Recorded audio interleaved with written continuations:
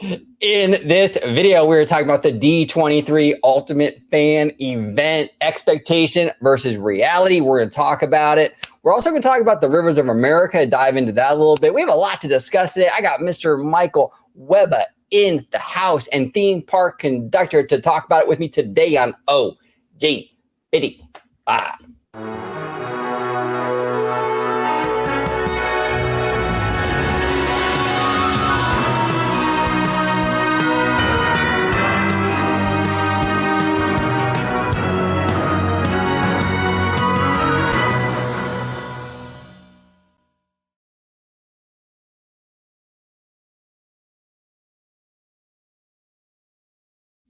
Welcome aboard, everybody, to another episode of OG55. I have two fantastic gentlemen with me today. We got theme park conductor and Mr. Webba with me. We're talking all about D23, the expectation versus the reality. I'll start with you, Mr. Conductor. Welcome back, sir. It's good to see you again. Great to see you. I'm glad the mouse didn't take all of OG55 with them. Right? It's good to be back. I'm glad to be back on the show. It's always great to see you both. I just had Mr. Webb on last week. We had a fun, almost 3-hour conversation. Yes. We did say on that live stream that we challenged you and George to that 3-hour mark. So I think it would be a good challenge. But no, your viewers can find me on YouTube and Instagram at Theme Park Conductor. You can find me on Twitter at Theme Conductor. And you can find my Conductor Thursday live streams every Thursday at 7 p.m. And this week we are doing the Conductor Thursday tomorrow night at 6 p.m. Perfect. And what we should do, and we do accept the challenge to do the 3-hour show, we should shave George's face before we start. And by the end of the show, see how much it's filled in. There you go. Yep, I agree with that. I think he'd have a full beard by the end. Oh, yeah, absolutely. I'm calling it now. Mr. Webba, it is fantastic to see you again. And I spent the week with you at the parks and stuff. It was fun, dude. We did, yeah. It was amazing. It was such a fun time. We shared a bed together. We were spooning and everything. We we did. Yeah. Hey, you guys, you know what? I had the OG55 experience, man. It was great. Exactly. He has the experience. Exactly. Mr. Webba, if you can let everybody at home know where they could find you on social media, sir. Of course, absolutely. You can find me on Instagram and Twitter/X. Mr. Webba, right there, Mr. Webba at Webslinger760, and you can also find me here on OG55. There he is. All right, let's dive right in. So the D23 fan event was like a week or two ago now, and it was crazy, right? We had a lot of expectations going into this thing, like what is Daddy Josh going to announce at this expo? You know, is he going to deliver? Is he not going to deliver? Is he going to disappoint? You know, is he going to satisfy guests? Ebba, I'll start with you, man. Going into it, we kind of talked a little bit about it via text, but like going into it, what was your expectation and the reality of what we got? I mean, overall, were you disappointed, satisfied? Where do you stand? So I'll tell you this. I thought this D23 for the parks was like one of the best ones we've had, if at all, in a long, long time. Now I will say I was expecting maybe a little more from Disneyland side, just in terms of like not like the park stuff, but more like maybe something else on hotels. Maybe the Country Bears probably, because we kind of speculated with like Big Al at DCA, and now with the Hungry Bear thing going on. I didn't expect too much like a Disneyland, but just a little bit more, especially with like Camp Hot Rock was like a big chunk of the funds for the $60 billion could go towards Disneyland if we get Disneyland Forward approved, right? Now, I'm not saying that's not the case. I'm going to say I would have thought we could have heard a little bit more about Disneyland, but, they have a lot of stuff within this 5-year time frame for all the parks. So they probably do have more stuff along the way. They just didn't announce it yet, which is perfectly fine, because, again, I love to hear what we got. And, yeah, I'm satisfied, and I'm really excited to what's come to the park. Yeah, it's interesting though. You're right. I understand why Disney focused on DCA, because DCA has really fallen behind. I think so I totally get that. I totally get why they're trying to bulk up DCA's ride count and get all that going. That makes total sense. But you're right though. I mean, there were some things in there that they could have probably threw in there. Like, for example, the 70th anniversary, obviously there's going to be some sort of celebration for that. And all we got was a logo. Yeah. I mean, maybe announce, hey, new fireworks show is coming, or new parade is coming, or even an old parade that we love, like Paint the Night's coming back. Yeah. Something you could have thrown us a little bit of a bone there on the Disneyland side. I wasn't expecting major e-tickets for Disneyland because there's been a huge investment, lately with Disneyland, with Galaxy's Edge and Toontown and Tiana's and all that. But a little more, I can see your point. And Downtown Disney really surprises me. Yes, and that was the other thing too, was again, like I mentioned, like maybe a hotel, maybe one new hotel. I like that the Disneyland Resort was talking about DVC stuff, and Downtown Disney's been under a lot of construction. So I was kind of just hoping to hear more a little bit about that type of thing going on, really too. But we didn't. But I know there's already getting a lot of projects that have been happening. Disneyland's super stacked. DCA needs the love, which it's getting, and that's fantastic. But yeah, again, overall, I am happy with what we got. I guess my expectations were just a little bit higher than what I thought we would have gotten, but that's okay. I'm not mad at it or anything. So that's fair. That's totally fair. Mr. Conductor, expectation versus reality. Where do you stand? So my expectations, first of all, kudos. I forgot the YouTuber who I watched this live stream. I'm glad he didn't get in trouble by the Honda Center, first of all. But from what I watched, I'm completely satisfied. I agree with you both. I would agree with George if he was here that DCA has been the stepchild for what it seems like forever. Yeah, I think it's even a worse stepchild than MGM Studios or Disney Hollywood Studios. I mean, and I'm glad things are coming to DCA. Mm-hmm. My how can I say it? The reality I see is 5 years. That is a very short amount of time for what they want to bring to DCA. I'm not opposed to it because I think they could do it if Daddy Josh is really meaning that he's going to turbocharge things.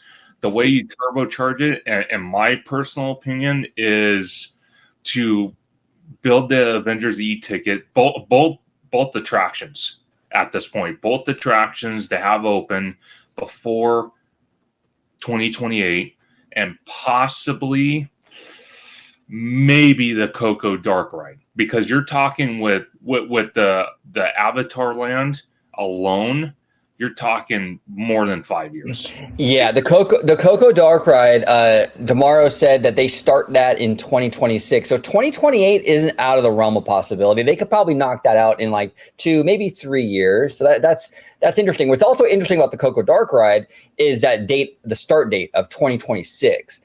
Yeah. We know that they, for the Disneyland Forward lands, like the Symbol Lot, or even like that expansion pad behind Hollywoodland with the bus load unload area, we do know that they would have to build the Eastern Gateway in order to start expanding into those areas. So I'm wondering if the Coco Dark Ride is going to be part of some of that land. You know what I'm saying? I'm kind of leaning towards Hollywoodland maybe in that bus load unload area at this point, but we'll see. But that was interesting that he said that it starts in 2 years. Well, oh, sorry, Webba, go ahead. Oh no, I was gonna say, but if they're going to build the Pandora, which is going to be, looks like it's going to be massive, and the concept art, again, don't get married to it, but it looks amazing. Right. Like if they want to have that built in 5 years, they would have to start like now or like really early next year, because again, the Eastern Gateway theme, right? You're going to have to add more parking, and then when they do that project, are they even going to announce that project, or are they just going to start whenever they feel like it? Yeah, they got to get moving on that Eastern Gateway. Well, what's your prediction on that? When do you think they're going to start that? You think, I don't think it's going to be like anytime soon, but I think probably like the first of the year around that time is what I'm guessing. But where do you stand with it? With Avatar, if they wanted to, they could start it early next year. But like I said, I talked to Webba about this when I had him on my channel. I told him, I said, if they want, and again, it's a friendly competition. I want to remind everyone watching, it's a friendly competition between multiple theme parks, Knott's, Universal, whatnot. But if Daddy Josh wants to increase his chances of being on that very tiny short list for CEO, I think it would be in his benefactor to bring the Avengers e-ticket, which obviously is backstage. It's not in any type of guest area, so that could be built behind the scenes, and it could go rapid. They could do whatever they need to do because it's not in guest way. Right. Then the Coco Dark Ride. I talked to Webba about this, and David from Fresh Bakes even pointed it out as well. He's thinking that dark ride might go behind that little stage that they have on Paradise Pier, behind the Ferris wheel in that backstage area. I've heard that. There's a lot of room back there, actually, surprisingly. Yeah, so what I'm hearing is 1 or 2 locations this is going to be for Avatar. Either in Hollywood Studios, which I think we can all agree is too small, or it's going to go in the Simba parking lot, which me and you, OG, talked about a few weeks ago before you and George went to D23, where it should go. So, in terms of Pandora in the Simba parking lot, for Pandora, I think it should go in that location, so that way it could be built to its full scale. So there's no cutbacks, no downsizing, none of that. It's built at its full scale. Yeah, and I think the Coco thing. Yeah, I don't think that's going to go in Simba lot, only for one reason. They didn't announce a land for Coco. It was just the attraction. So, yeah, I would agree. I think it's either going in that Hollywood backlot area, where Monsters Inc. and all that is, or it's going where you're saying, where Dave from Fresh Baked was saying, in the area behind the coaster, and Pixar Pier, because that whole backstage area, there is a lot of room there. Remember, they built Midway Mania back there too. It's a pretty significant spot. So it's either going to go in those two areas, which is pretty interesting. But they got to get moving on this. I mean, you guys are right. I mean, the Eastern Gateway is going to take at least probably, I would say, a year to 18 months to get that going. So if you start in 25, you might finish it like mid to late 26. And then you got to start working on Pandora and stuff. I think you're right, Conductor, in terms of like timeline. I do think the Avengers stuff is going to be the first out the gate. Mm-hmm. Because that's the stuff that's easiest is backstage. You agree with that, Webba? You think it's going to be the Avengers and that's what they're going to start first? Yeah, actually, when me and Theme Park Conductor were talking, I had made the point about like I would think like that they would do Pandora first because it's the biggest one, but then I changed my mind when Conductor just mentioned it that it's actually easier to knock out the smaller projects out first and then focus on the big one. And I was like, oh yeah, it does. That makes a lot more sense. So I agree with that. Get the extend, because you already have Avengers Campus there. Now expand it twice the size, as they said, right? With your 2 attractions and then the Coco ride, and then from there, boom, Pandora. Yeah, and that's interesting. Speaking of like expectations versus reality, we're sitting there in the Honda Center. I don't know about you guys, I was shocked when he announced a second attraction for Avengers Campus. I wasn't expecting that. Me either. No. I wasn't expecting it at all. I mean, I was hoping we would just get information on Avengers Infinity Defense. I think that's the official name. I was hoping for something on that, and I would have been happy. You know what I'm saying? But the fact that he announced that Kuka Arm attraction, which is kind of interesting. I mean, what do you think about that, Conductor? Were you impressed by that art, or did it look a little, I don't know. It's kind of weird because me and Ebba were kind of diving deep into it. Since he works at Legoland, Legoland had a ride just like that, like the exact same thing. And apparently, from what Webba was saying, when those Kuka arms needed repair or parts, or I guess Disney had exclusive rights to some of those parts, so they would have to go to Disney for those parts. Oh, that's interesting. It makes sense that Disney wants to build that attraction in Avengers Campus. I do kind of find it weird if it's going to be a Kuka arm and you're going to just go in a circle. You would think you would go like through a couple of show scenes or something like that, where it's kind of like whether you're looking at screens or practical effects or even both. I wouldn't be opposed to that, but from the vague concept art, from what that looks like, it looks like it It almost looks like when you get off an airplane at the airport and you're waiting for your luggage, and it's that big giant turnstile thing. That's kind of what it looks like to me. So I'm hoping that's not the case. Yeah, me So too. I think it's going to be like test track. And what I mean by that is like test track is like you go through and like, okay, we're going to test the brakes. Oh, we're going to test the gas, the acceleration. We're going to test this, test that. They put you through a bunch of testing.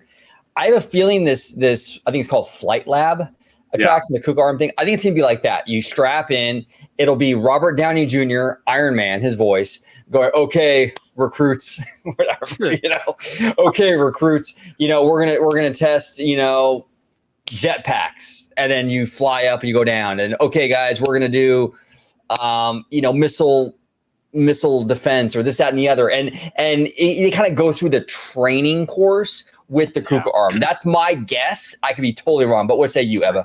So OJ, real quick, if you can, I just DM'd you the link to the pictures of the Kuka arm from from Legoland when they had it. It's very interesting. So that way you guys can see.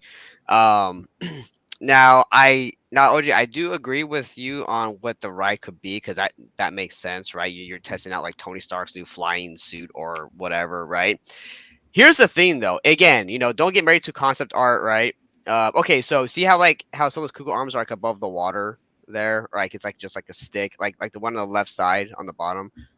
So it was, so it was kind of like it was kind of like it was a Kuga arm above the water. It just kind of just flipped you around, really, and that's all it did. Now, again, I know don't get married to concept art, but if you look at it, I do think it is going to be what you're saying, kind of test flying, an Iron Man suit or whatever. But the problem is when I look at the concept art, I'm confused, because you look at it, the left side has people loaded into like kind of like a little vehicle, kind of similar to Harry Potter, right? It's like a little square rectangular vehicle, and it looks like it's like on a conveyor belt type of thing. But then, like, where's the actual Kuka arm? Because in Harry Potter, it's hidden behind like the big silver mirror thing. But Right. here, it's just like the floor. So then, where's that at? And then on the right side of the concept art, there is like another seat that's like on a conveyor belt, like going. It's like a circle, and then right in the middle, you have like 3 to 4 Kuka arm, arms that had people in them enjoying the ride, but it doesn't look like they're going anywhere. See what I mean? So left side you have people in it, and then the right side is an empty seat that it's kind of a circle, and then you have like 4 Kuga arms of people right in the middle. So how does that work, and are they going anywhere? Yeah, this is weird. So this is what Ebba's talking about. In the middle here, they have the Kuka arms, and then out here on the outskirts, it's like a ground vehicle. It looks like. Yeah, so right. So is this going to be like a multi-vehicle type of attraction? It's got to be, and But the weird thing with the ground vehicles is that they have over the shoulder restraints, which implies a pretty intense experience too, though. So it's kind of weird, right? Yeah, and I'm confused because it's like, where does the middle Kuga arms fit in with the people on the side? Where does that come from? That's what I'm trying to figure out. Like, where's the track? Yeah, it's a weird kind of situation. I'm not really sure. I hope it's themed really well, and I hope it's not like test tracky. I hope it's more than that, but we'll see. But yeah, it is interesting. I mean, we'll have to kind of play it out. It's kind of also weird how you can kind of see the people waiting in line while you're right. So my worry again is like, are you just going to be loaded into this loading area here, and then you're just kind of, being flipped around and stuff, and that's it. That's all right, guys. Good job test flying. Iron Man's, Tony Stark's, new suit or something. Yeah, no, I agree with you. That's a concern. I hope it's not bare bones theming. Where you're going through like a giant warehouse and it's just Tony Stark kind of like walking you through the testing kind of thing. I really hope it's not. I have a feeling it is, though. I really have a feeling it is. But here's the thing, though, guys, is imagine if if they use the kind of same, not same, but like a same type of story element of like with Harry Potter, right? How the Kugel arm takes you through the scenes, right? Imagine that with like just Tony Stark, right? You're taking through the city or planets or something on that, flying, you're flying, the Iron Man suit or whatever, but you're going through the show scenes, you're super up close to the environment, right? Like that's why I actually really love that ride at Universal, because how close and personal you get to the show scenes, to the sets, to the props. You Oh, yeah. actually are going through it, dude. It's so cool. It really immerses you into that world. Oh, 100%, 100%. What would be kind of cool with Flight Lab is if maybe the beginning portion, and this is total speculation, we're just kind of spitballing Right. here. But if the whole beginning of the ride is that test thing where you're like, okay, recruits, we're going to test our jetpacks. Okay, recruits, we're going to test the barrel roll, that kind of stuff, Yeah. right? But then at the end, there's some sort of like real thing that happens, and you have to go through, like you were saying, like the city or something, and things are coming at you, and like you're dodging and weaving, and that would be really cool. So it's like half training and then half like actual battle. That would be dope. We'll see how it pans out. I mean, it seems kind of like a C ticket maybe, or a D ticket. It's not quite an E ticket based on the art. I don't know. Now, what do you think about, Conductor? What do you think about, so we got the E-ticket, the Avengers, Infinity Defense. We're getting the Stark Flight Lab. Now, we currently have Mission Breakout and Web Slingers. No relation to Mr. Webba down here. Do you think that's a pretty solid roster for Avengers Campus, or do you think that maybe it needs a little something that isn't like, because all of these attractions, except for Web Slingers, are going to be pretty intense. Oh yeah, huh? I mean, do you think that maybe it could use something a little more mild, or do you think this is a good mix? Oh, you're on mute, brother. There we go. There you go. I was typing. No, I personally think it could use one more attraction. And I know a lot of people are going to give me crap. Maybe the trolls out there. But, since I kind of heard something, again, this is speculation, this is rumor, that the Hyperion might be going away. And I mean, like, bulldozed to the ground. I don't know if that's going to be spaced for, whatever goes in the Hollywood backlot, or it's going to be part of Avengers Campus. I wouldn't mind a coaster. Oh, that's interesting. Now let's go back a little bit. That would be fascinating. You heard a rumor that there might be bulldozing the Hyperion. Yes. Now I wouldn't, and I might get shit for this too, Conductor. So we'll be on the shit train together. But we're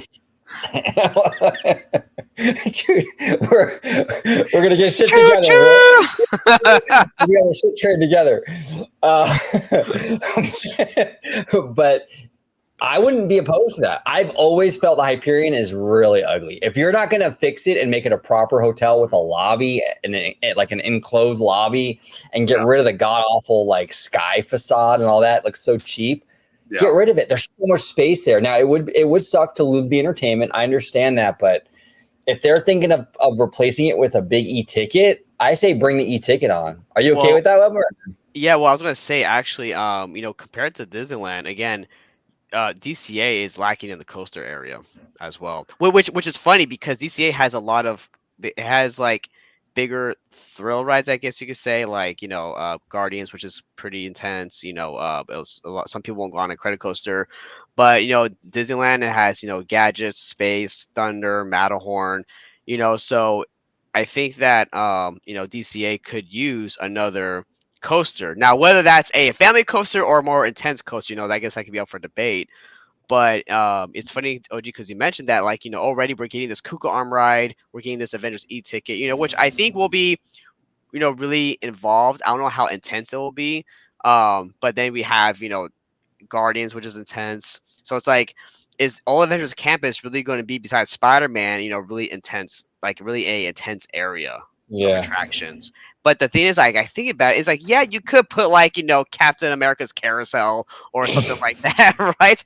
But it's like, you think of Avengers, there's a lot of fighting and battles and big moments. It's like, I would think it kind of, the intensity kind of fits more with the characters, I think. That's a great point, Ebba, because you're right. With this theme, right, you kind of need at least a a somewhat thrilling experience. You know, it's like Indiana Jones, right? It's not like that ride isn't like crazy intense or anything, but there's a thrill factor to it, you know, and any Star Wars ride you do is going to have a little bit of a thrill element to it. Like you kind of need it with these properties, and Marvel's one of them. So that's a really, really, really good point. I don't know. Yeah. Captain America's carousel, you know, shouldn't happen, you know? No, please do not. You know, now in terms of Josh D'Amaro, because I've been very critical of him going into this expo, like, because he's been the blue sky stuff and all that before. So he comes out on this stage and he kind of does his thing and he announces stuff and does it. Conductor, what do you think in terms of his I say performance. I don't know if that's the right word for it. Maybe it is. I don't know. But in terms of his like presentation of like what he gave us and everything, do you think Josh delivered? He did. So let me make it very clear.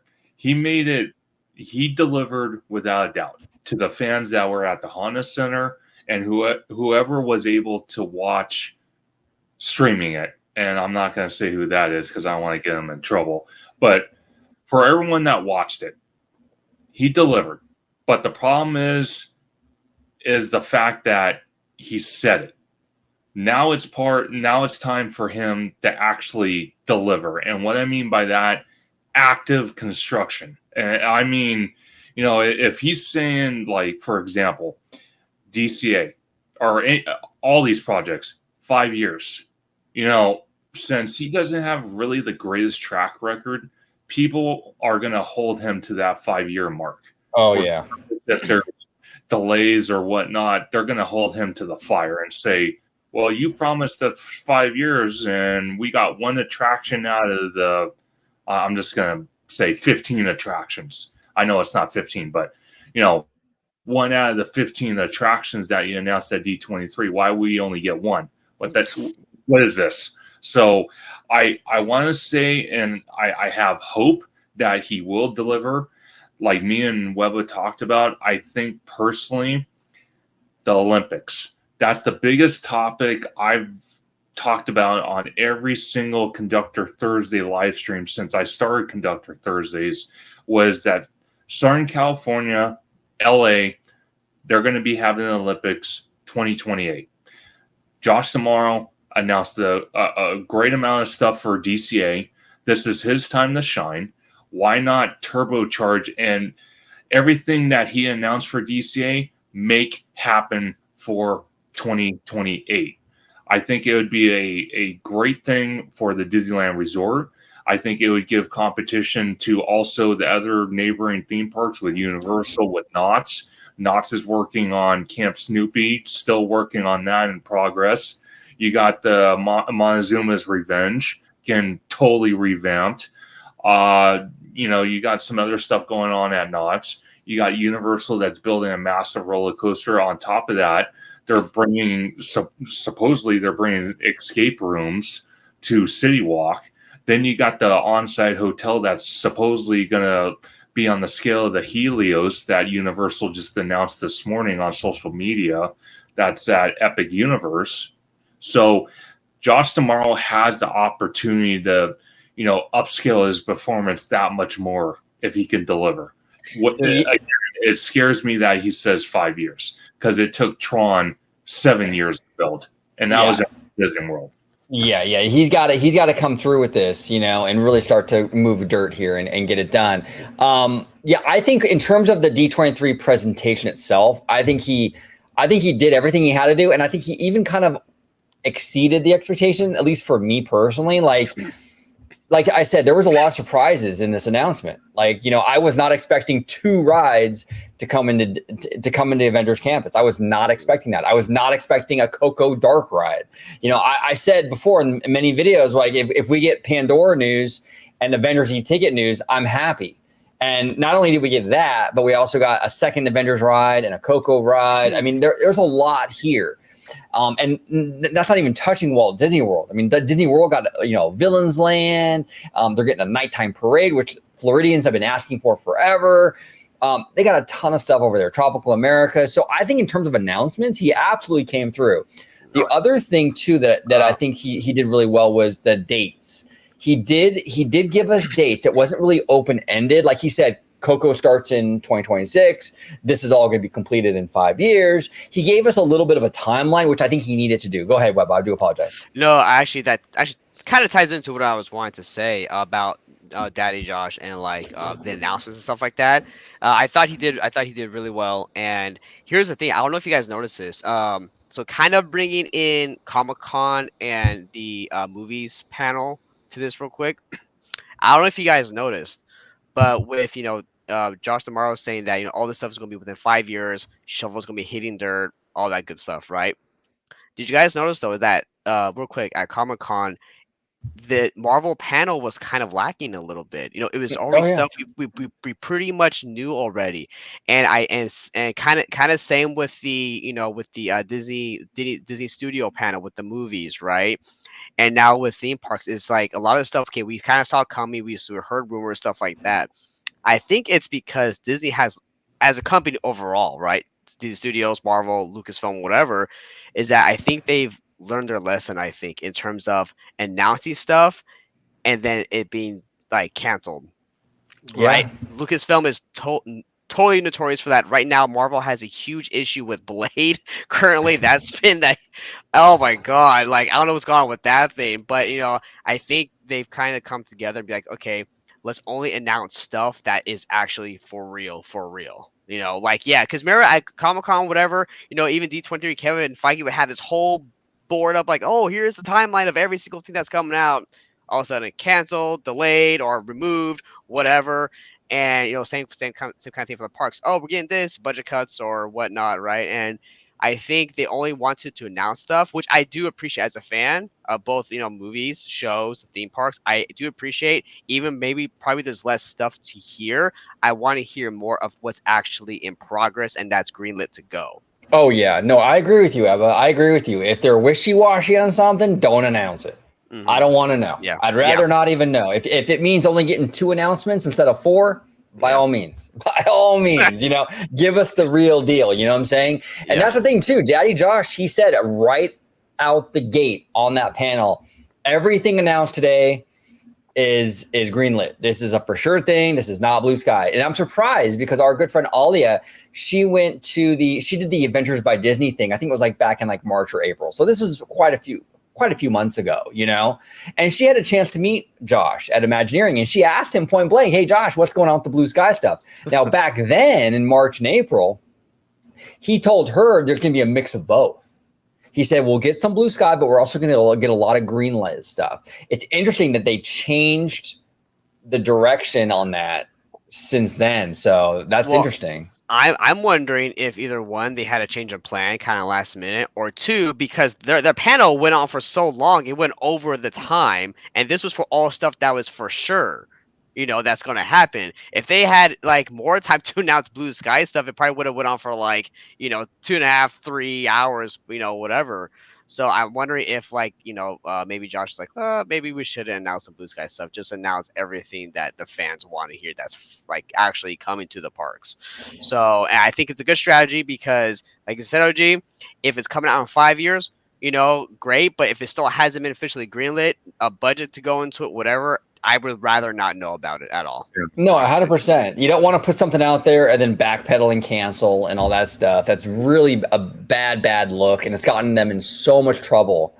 Yeah. All that stuff, like announcing and then canceling and blue sky and all this, has really done a lot of damage with the fan company trust. You know what I'm saying?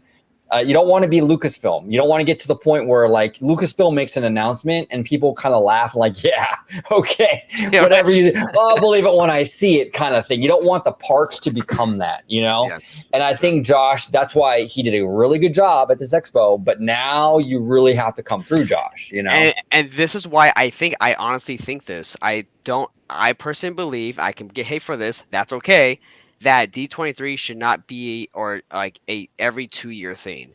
It should probably be like an every like 4-year thing, because these huge theme park projects take years of development, from planning to acquiring the resources, gaining permits, all this stuff, and the Imagineers have to construct, design, all this stuff takes a lot of time before they're even ready to like you can announce it's officially going to be happening, right? Because you have to come up Right. with ideas, how it's going to go, where's it going to go, what's it going to be, and yeah, anyways, I lost my train of thought. What I was just saying, but anyways, but yeah, so that's where kind of what my thought process is.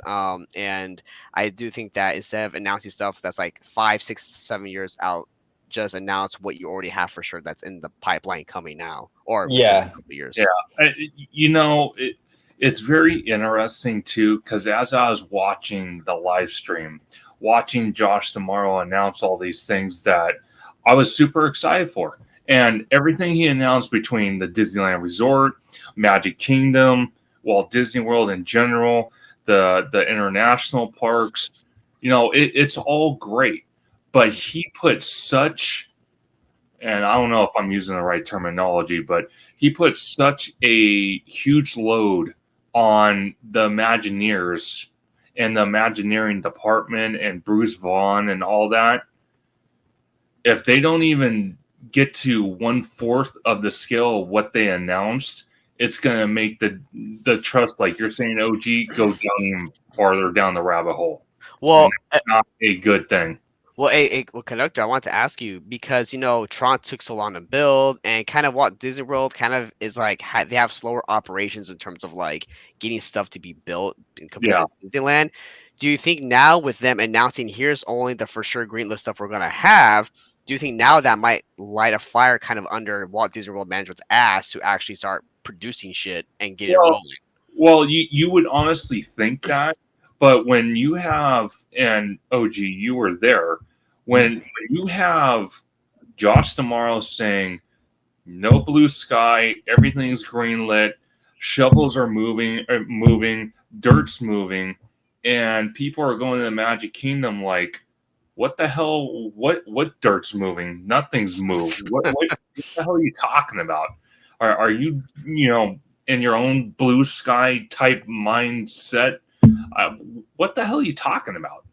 And it went on with the Disneyland Resort behind the Avengers campus. Yeah. You know, that big show building. People got on the Ferris wheel. I remember the day after I was looking at ride times for DCA, and the Ferris wheel itself went up to almost 2 hours because I think people were trying to get on that Ferris wheel in DCA to see if there was any type of movement behind the Avengers campus building. Wow. And they're saying, no, there's no movement. Why would Josh tomorrow say that? Now, I don't know if it was just to get people excited to not think he's kind of just like saying stuff to say stuff.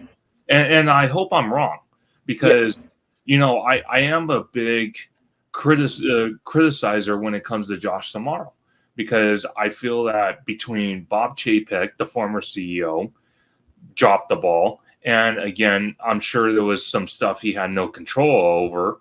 And you got Josh tomorrow, it's kind of like you said, OG, it's kind of laughable, like with Lucasfilms when they announced something. So now it's time, like, okay, enough talk, enough announcements. We want to see Earth moving. We need to see that.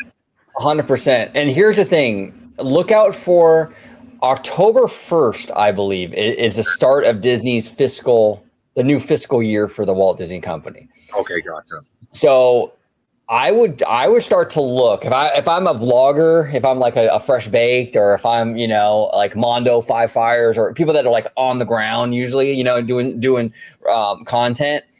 I would look like that first week of October for any kind of movement, because that's when like the whole thing sort of resets internally, October 1st. So if I'm a betting man, I think we're going to see some movement in early October when that fiscal year starts again. I'm just guessing, but I think that's a pretty good guess, so we'll see. I hope so. They got it. I mean, that's pretty soon. It's only in a couple months. Hopefully they can get that going, Yeah. Oh, the other thing I want to, because I remembered when I lost track on my kind of tangent there was that so D23 I think it should be like every 4 years, because here's the thing, Disney announces stuff on social media anyway. Like, okay, for example, the D23 before Toontown like the two-time renovation. Yeah. I kept saying, why didn't they just wait to announce that at that D23? But instead, they announced it on social media online. I was like, that could have been a dope D23 announcement. You They know, do that a lot. so They I do was that. like, They do that a lot. They announce stuff like 3 days before the expo. I never understood that. Just save it for the expo. You right. know, just one more thing you can announce, and it's like an easy win right there. But they do that. It's wild. It's absolutely wild. Sure. So yeah, we'll see. We'll see the timeline on this stuff. Josh has to come through. Remember, Josh, like you guys were saying, Josh is on the short list for CEO, so he can't mess around. He can't have any funny business right now. He can't afford it, because I think right now he's not really the number one choice, in my opinion. I think right now it's Dana Walden's to lose. I think she's the candidate. Because from what I heard, Bob Iger really likes her. Like when they acquired Fox, like he really wanted to work with her. He likes her. He respects her a lot. I think she's done a good job with her division. Not to say he doesn't like and respect Josh Jamar. I think he does, but I think Walden, though, is the favorite right now. So we'll see. But I will say this, to be fair to Josh, I think this was a really good expo for him. I think, like I said, he checked all the boxes that he had to check and accomplish on this expo, at this expo. And I think that while I still don't think that he's leading, I still think Dana's leading. But I think it's more competitive now. I will say that. I think it's much more competitive now after the expo because I think he did a really good job. But here is the kicker, you guys. This is the kicker. The one black eye of the whole thing was actually not even at the expo. It was, I think, a day after the expo ended, that following Monday, when the Disney Parks blog announced they're removing the Rivers of America at the Magic Kingdom in Florida for this new Cars area, right? Now, it's not the same Cars area that we have. It's a totally new thing. In the same spirit, though, you go around in cars. They're going to have the beautiful rock work and what have you. Now, fans, at least on Twitter, right? Yeah. Twitter isn't real life, so we have to be aware of that. So you hear a lot of outrage on Twitter by the diehard fans. It's not necessarily indicative of like what the normies are feeling. We've seen it over and over again. But Conductor, I want to ask you first, what are your thoughts on that? Like, this was a pretty controversial thing, at least with the nerds on Twitter, the Disney nerds, right? I don't know how the normies are going to feel about it. Honestly, I think the normies are going to love it. I don't think the normies are that invested in the river, like I love the scenery, the atmosphere, the vibes, like I've said it many times. I love that stuff. But the normie is really there for it. Like the normie wants the Cars ride. The normie wants Elsa. The normie wants Spider-Man. Yeah. I don't think the normies are going to cry too hard over this, but I could be wrong. But where do you stand with it, Conductor? So I stand with it like this. Like you said, it's a huge controversy on Twitter right now. And there's two sides of it. There's the good side of it. There's the ugly side of it. So the good and the bad. And my whole thing is compared to our version out here in Disneyland. I don't see, and I'm going to try to lay this down as softly as I can, but I don't see the historical relevance of their Tom Sawyer Island compared to ours. Ours has history. Walt himself had a creation in our version of the island. He had a family wedding on that island. He had parties on that island. Celebrities have had parties on that island. Ours has a historic, background to it. Walt Disney World's, I don't think it does personally. But on the other hand, for them to put Cars there, I don't know if it was the best location. I agree something shouldn't replace Tom Sawyer Island. But since they do want to put Cars there, I'm glad they are getting a version of Cars that's not a carbon copy of what we have out here in Anaheim. The only thing I say is, again, if you're going to do that, you can't cut corners. You have to make it amazing, because like with the whole thing with Tiana's Bayou Adventure, when they replaced their version of Splash Mountain at Magic Kingdom, and ever since it's opened, issue after issue after issue. You got state-of-the-art animatronics that can't even work. The sound's not working. A lot of times the ride's closed for days on end. People are totally upset about that.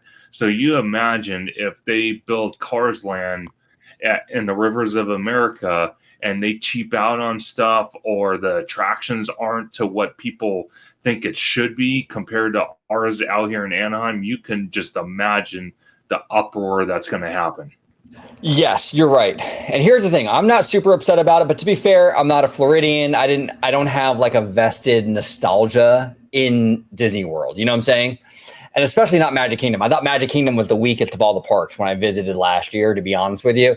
But here's the thing. If they're going to replace something as beautiful as the Rivers of America, this Cars area, this front tire land, front tire land, needs to be absolutely spectacular. Okay. They can't cut corners on it. Now here's the thing. I'm a Californian, I'm a Disneylander, and look, a lot of the concept art for our Cars Land looked a little wonky. I got to be honest with you. When you see the art for it, it didn't look all that amazing. It looked cute. It looked cutesy, but it didn't look awe-inspiring and like, oh my God. But once they built that Cars Land, the giant rock work and the reveals, like when you come from San Francisco into Cars Land, the rock work and the reveals are absolutely breathtaking. Some of the best stuff that Imagineering, in my opinion, has ever done. If they can do that over there, with the same beauty, the giant rock work and the waterfalls and just this real beautiful environment, it's different than the Rivers of America, absolutely. But if it matches the beauty and even surpasses the beauty in a lot of ways, I think we're good. Now, a lot of fans are worried, they're cartoon cars. They are, but when you look at something like Radiator Springs Racers, you see the cars, but it's not in your face, though. Most of what stands out when you see that ride is the rock work. So I think it'll be okay. I think it's not like you're putting Toontown in there. You know what I'm saying? The majority of these Cars lands are rock work and very natural looking kind of settings. I get it. The Cadillac fins aren't natural, but neither is Grizzly Peak, but they still, even though they're man-made and they take on shapes of various things like Cadillac, fins and a grizzly bear, they still look like organic, like mountain ranges and stuff like that. So if they can match that beauty over there and really make it something special, I think we'll be fine. Now, I do also think because we are losing the river, obviously we're not going to get a huge body of water, but they should incorporate at least some water in this new area, some waterfalls.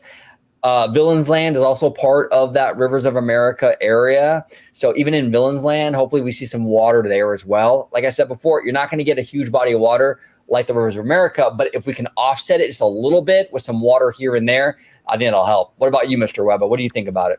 I mean, you guys pretty much nailed everything I was thinking about.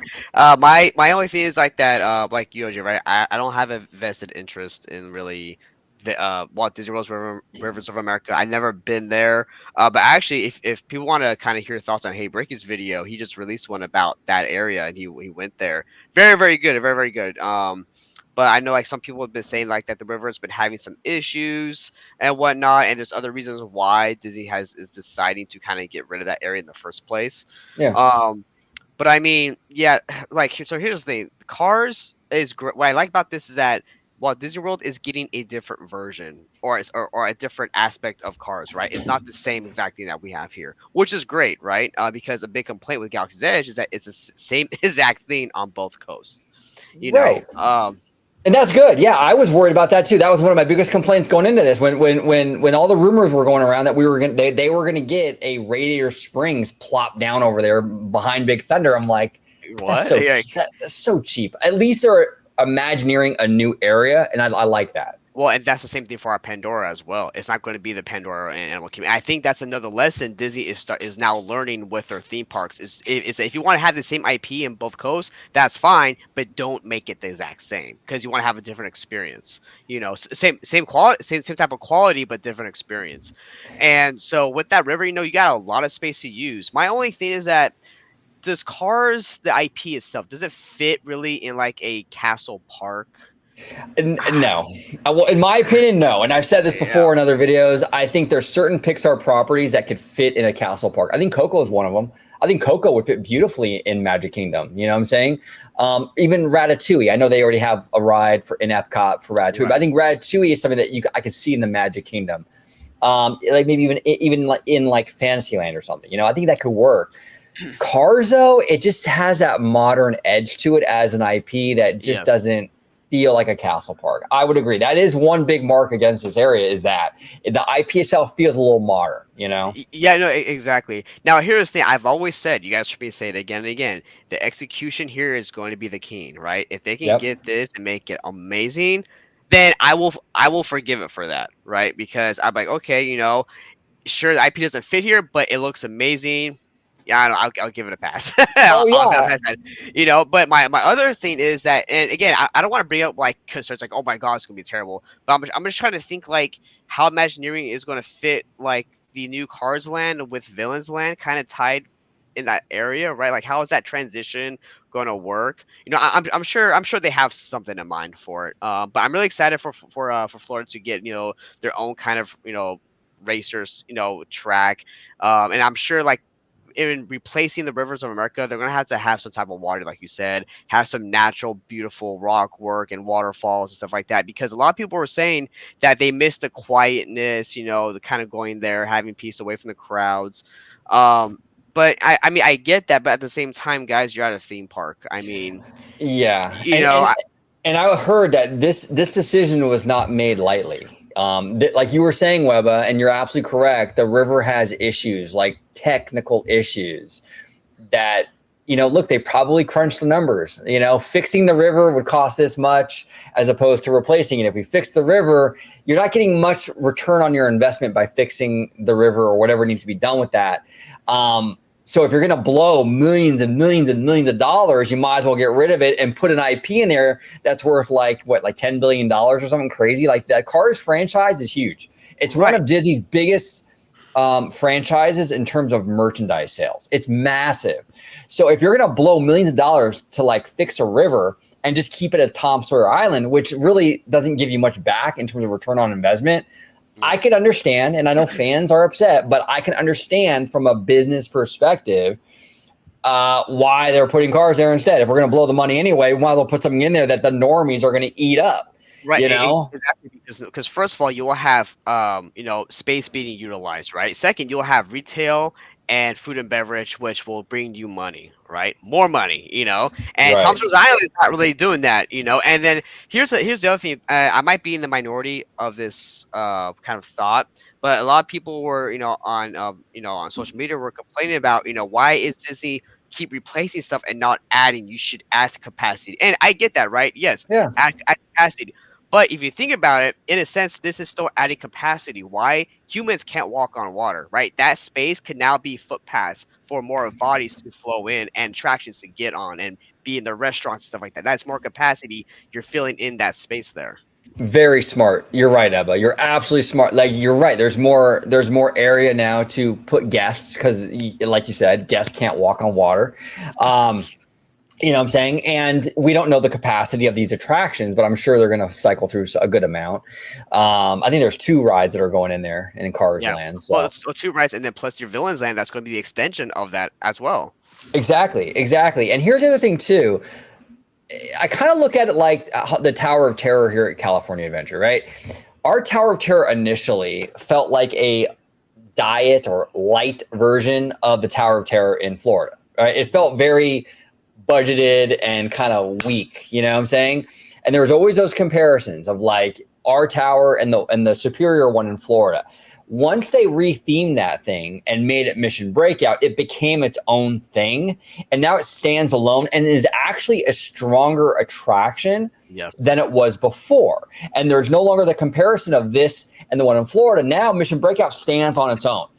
That is, I think, one of the best elements of this Cars kind of takeover is that the Magic Kingdom is a weak park, in my opinion. When you compare it to Disneyland, you know, our buddy Slimer came here this past week, and he was like blown away by how much better Disneyland is to Magic Kingdom. There's no comparison, okay? So, and I was really I felt the same way as well. You know what I'm saying? I mean, there's no comparison at all. So instead of making it like the lesser, like live action version of Disneyland, why don't you make it completely different in so many ways so it kind of stands out on its own and its own thing? And it's a unique experience, like Mission Breakout, how that became a unique experience. I think it's better off that way because as it stands now, Magic Kingdom, it really does feel like a weaker Disneyland in so many ways, you know, but you change it up and you make it totally different like that, or there's enough different in there, like substantially different. You kind of change the perception. It's a totally different thing. It's not Disneyland Light anymore. You know what I'm saying? Well, that and also too, like I understand with like Magic Kingdom, right? It was kind of just like a copy of Disneyland, really. Because if you think about it, right, you look at Magic Kingdom, Disneyland really has everything pretty much better. The Space Mountain's better, the Pirates is better. We have a Toontown. We still have Mr. Toad. We have we have all these. We have our Rivers of America has Fantasmic on it, right? So like if Magic Kingdom could become its own identity, OG, as you're pointing out too, right? That's great because now you have two castle parks, one on each coast that's more different from each other than the same. Exactly. So look, there's a lot of potential here. Now let's see if they can actually execute it, because that's really what it comes down to. We might in 5 years or whatever, when this thing is done, we might be having a totally different conversation. Like, oh my gosh, I can't believe how bad this looks or something. We just don't know. But if they deliver like they did in California with this Cars area, it has potential to be better, I think. So we'll see. Yeah. We'll see. Now, Conductor, you brought up to me in the DMs, you wanted to discuss the Critter Country rename. Now, I want to talk about that too. That was interesting. So on the Tiana's Bayou Adventure poster, they showed it at D23. Tiana's Bayou Adventure will not be in New Orleans Square. That whole Critter Country area is a new area now called Bayou Country. Do you like that or not so much? Personally, I don't like it. The reason I say that is Critter Country, it stood on its own. When you call it Bayou Country, it makes me feel like it's an extension of New Orleans Square, because New Orleans, it's kind of swamp type, and now you have Bayou Country. That's kind of, so it's like now it's like one big long extension of a land, and I don't know how I feel about it. Again, I'll have to check it out for myself when the whole land reopens with Tiana's and all that stuff, and they get all the kinks out, because there's going to be kinks. That's just going to happen regardless. Now, in regard to Hungry Bear, the restaurant, now becoming a barbecue restaurant, it's kind of weird. I'm excited for it. Don't get me wrong. I like good barbecue if it's going to be good barbecue. That's debatable. And then you got Winnie the Pooh. That's the biggest thing I see the problem now. If you're going to call it a Bayou Country, how in the hell does Winnie the Pooh fit in the Bayou Country? Well, it doesn't. Well, I was going to say, what I would do, and this is like totally not going to happen, but hey, you know what? This is what I would do. I would turn it into a Kermit the Frog swamp dark ride, and it could end. The finale scene can be, Kermit sitting on a log singing Rainbow Connection. It'd be beautiful. Absolutely beautiful. Hey, OG, are you sure like that? You don't want to put your OG 55 experience in there? Yeah, exactly. Yeah, no, exactly. No, I think that would be amazing, but they're not going to do it because the Muppets. No. I'm sorry, fandom. The Muppets are not a hot IP right now. They're just not, and I think that. I mean, Pooh will probably get removed at one point. Maybe it becomes a Louis the Alligator dark ride or something. But it's not gonna be Kermit. But I wish it was. I love Kermit. But what say you, Webba? So yeah, actually, you know what? I would say I agree with Conductor on this, and actually I have another take too. Is that since Tiana's is coming, right? I've been complaining on some other videos, right? OG, that like that. I feel like there's too much of the Tiana IP in that whole section of the park, right? We have the restaurant, we have the other little shop, then now you have the attraction, and now you have the little shops now in Critter Country to now Bayou Country. It's just a lot, right? don't get me wrong, I love the movie, right? I think it's a great movie, great characters, but I'm like, damn, really, like that whole section of the park is really like you all connected to like one thing. Anyways, so my issue is that I have with Bayou Country is not the name itself, Bayou Country. That the name is fine. What I'm not fine with is what there is having that name for in its existing spot. Because here's the thing, Critter Country is a better generic kind of land term than Bayou Country. Because now when you say Bayou Country, now you're putting a specific kind of landmark into that. And it's like, okay, what else is going to be Bayou now we have to fit in here? Because like what Conductor said, we have Winnie the Pooh, which is a 100-acre wood. So where's the Bayou stuff going to come from? And I'm like, well, and I was talking to George about this, and apparently Zootopia 2 is going to have some type of Bayou theme in it. But then even then, it's like, okay, well, Zootopia still could have, I guess, fit into Critter Country because again, Critter is a more generic name. You can have critters of different IP in that Right. area instead of just Bayou. So that's just kind of my problem with that. Yeah, Critter Country, that was kind of my thing too, Webba, where like if you kept the Critter Country name, you have critters in there that are maybe like Bayou critters. You know, Right. you can have like a Bayou Critter dark ride replace Pooh and stuff like that. So it ties in and makes sense with Tiana's across the way, but then it still kind of plays into like that critter theme as well. You could have kind of done that. So I understand what you guys are saying. Yeah, and Bayou Country, I don't mind the name either, but you do have a good point, Conductor, where it's kind of like just an extension of New Orleans Square. Like it's almost like at that point, just call it New Orleans Square. You know what I'm saying? So I get what you're saying on that 100%. Or just call it Tiana Land or something like, you know.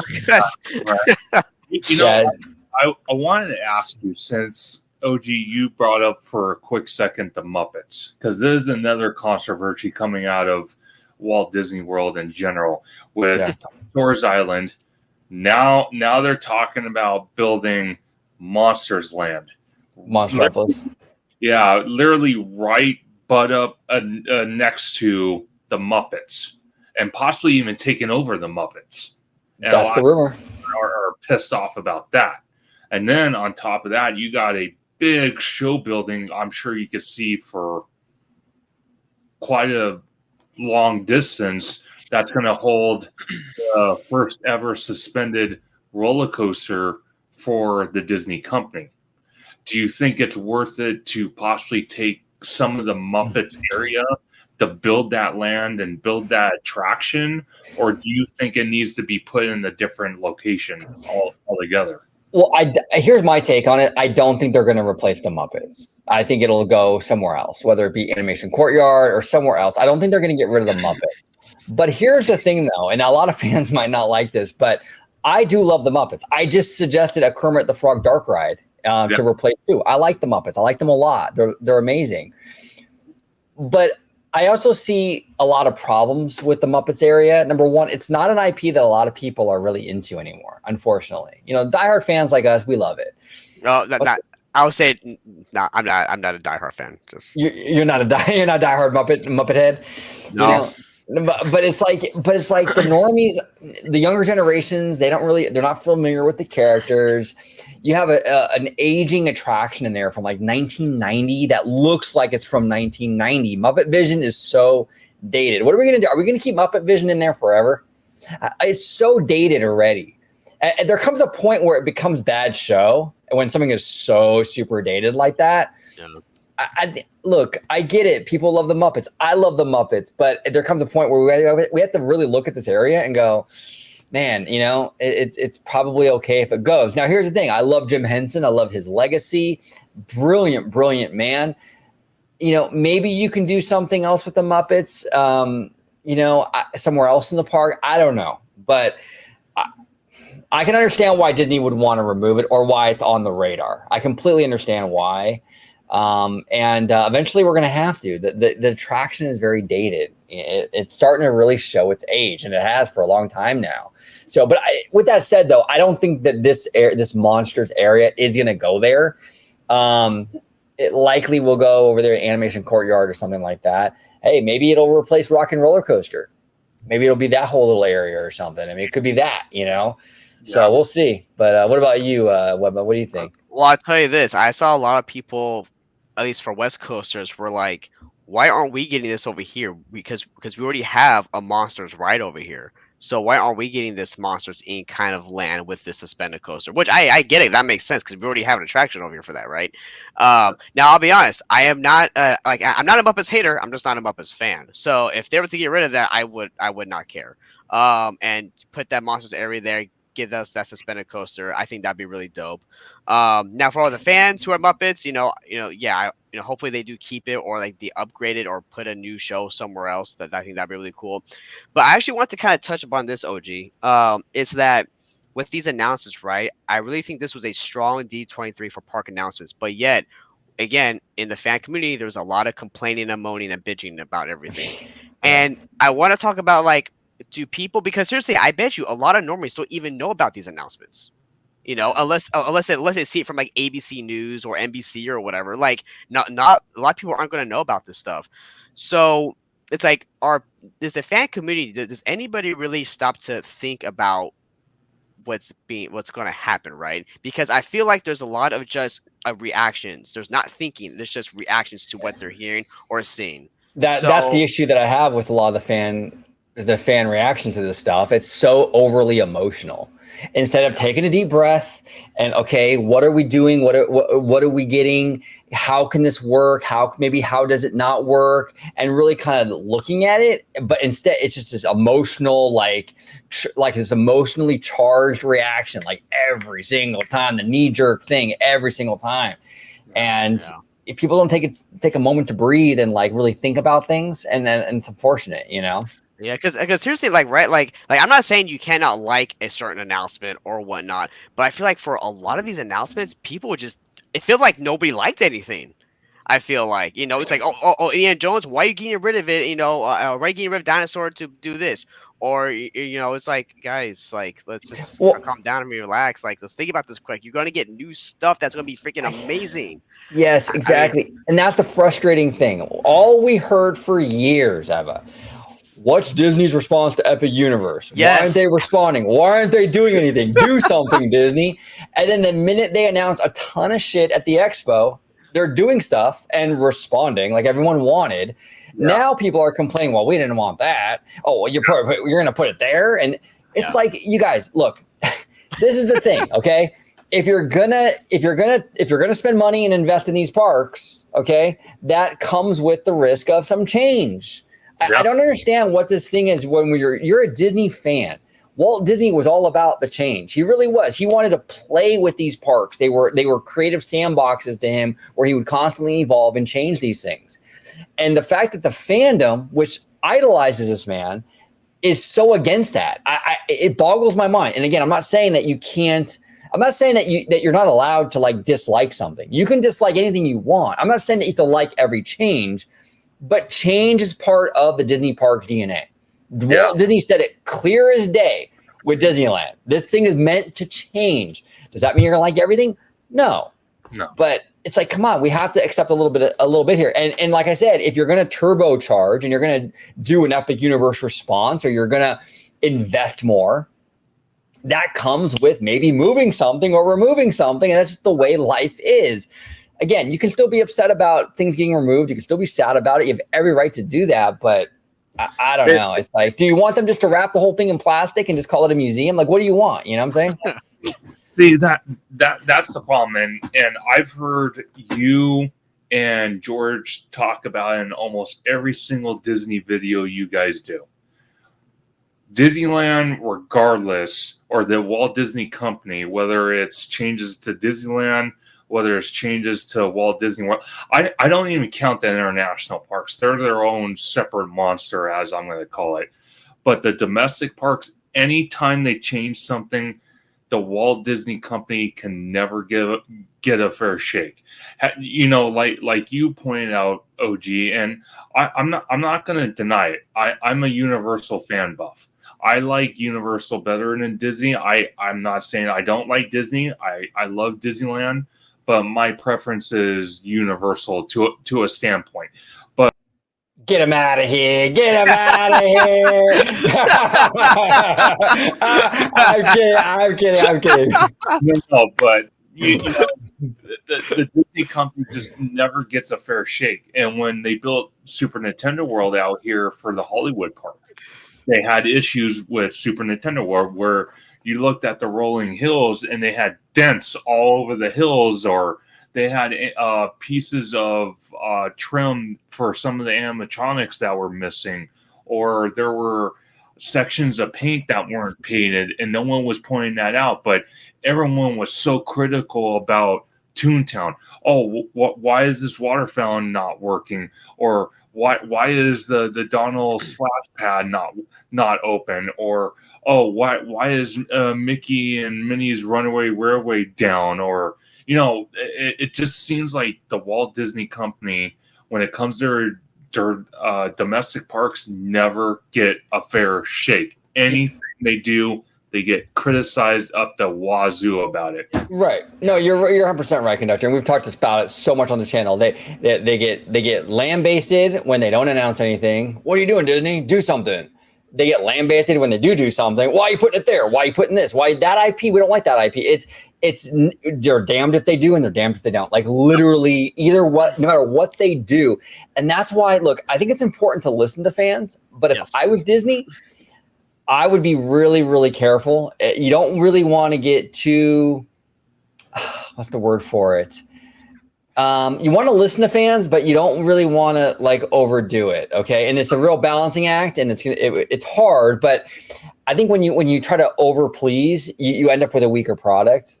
I mean, the Rise of Skywalker is kind of a perfect example of that. When you kind of over listen and like take every fan complaint and address it, you sometimes have to let your creatives do their thing, let the fans make their noise, but just make the best product you can. You don't want to get overly bogged down into all these reactions and pleasing everybody, because when you try to please everybody, you end up pleasing nobody every single time. And before you say something, the one thing I did want to point out, like you said, OG, was you can't keep everything as a museum. Now, what they're trying to do with Walt Disney World, I feel they're trying to keep as much stuff as a museum as possible. And I don't think that's just a great idea. Walt Disney World in itself as a tour destination, things need to change. Things need to be removed, replaced, updated, whatnot. The Disneyland Resort is a lot different. It's all on a whole different scale. The Disneyland Resort is landlocked. They do not have the room Walt Disney World has. They don't have the sandbox that Walt Disney World has. So when people are crying over, like Webba was saying, Tom Sawyer's Island, that's not generating funding for the company, and they decide, oh, we're going to put a 10, 20, 30, maybe even $40 billion IP land into that space to get revenue with two attractions, shops, dining, character meet and greets, and then you got Villains Land doing the same thing, literally right behind it, which was a vacant land. You can't, like Webba said, you can't walk on water. It's the benefit not only the consumer, but it's also the benefit the company in itself. And when you got vacant land just sitting there rotting away and doing absolutely nothing, compared to Disney. Disneyland, with their Tom Sawyer's Island, I will say, though, David from Fresh Baked, again, he's the absolute GOAT when it comes to the Disneyland Resort, film on location. Scott Gustin's the Twitter GOAT when it comes to Disney. But David from Fresh Baked, he went on the island probably about a couple days ago, if not a week. And he noticed a lot of broken effects on the Tom Sawyer's Island. And he pointed out that why Disney is allowing our Tom Sawyer's Island to fall apart. So that's something, to look at as well. But the whole moral of the story is Walt Disney World, it's time for it to stop being a time capsule. Yeah. Well, it a change. Yeah, and the other complaint, again, the complaint I kept hearing was, again, like also for, the Tropical Americas and Indiana Jones coming in, replacing Dinosaur, right? And Sure. again, the complaint I keep hearing is Walt Disney World has a space, expand. And it's like, again, I get it. Yes, expand. But here's a problem though. If you have stuff in your parks that is, I'm gonna say crap, right? If it's like not well, it's run down, and it's not very profitable for the company, bulldoze it and create something that's modern, that's new, more immersive storytelling, and character meet and greets and dining and shopping and great rides. Then like Toontown here at Disneyland, right? It was OG. It was like dying, dude. Like OG was like a relic of the past, and they redid it. Now it's like fresh with a bunch of people in there, and that's what's going to happen to these new places in Walt Disney World. So, in my opinion, they should, like what they're doing now, use the current space they have to refurbish a lot of these areas to newer things, and then start adding on, to your parks. Yeah, no, exactly. Like people do complain about, oh, well, they're replacing this, they're replacing that, but like you said, but sometimes there are areas of the parks that need replacing though, and you have to address that. You can't leave everything as is, you have to sometimes address some stuff that's existing. Like for example, the animation courtyard in Hollywood Studios, they have to address that, like they got to bulldoze it and put something else in there. It's a terrible show. It makes no sense anymore, so there's a lot you can do here, but it's just, I don't envy Disney at all. I mean, they have a very passionate fan base, which is fantastic, but every time they eyeball or look or announce anything, it's met with a major backlash. It seems like. See, the other thing I was going to add, since you mentioned that, is also too though, when you have Josh tomorrow, and I'm going to give him a little criticism. Again, he had an exceptional D23 without a doubt. Exceptional D23. But when you're coming out and telling tens of thousands of fans, whether they were at the Honda Center or online, hey, we're going to build all this in 5 years. Everything is greenlit, good to go. Dirt's moving. Again, like I said earlier, you have a big commitment. And when you're announcing all that stuff and you say a time frame, it holds you to a higher standard. Now, I can sit there and justify it if Josh tomorrow announced all this stuff and he said, you know what, we don't have a time frame, but in the next 5 years, we should see at least more than half these projects done, completed, or in the works. That, in my opinion, probably wouldn't have been the better route to take. The only reason being, it kind of gives them a buffer to, if they have issues, which they're going to have issues no matter what.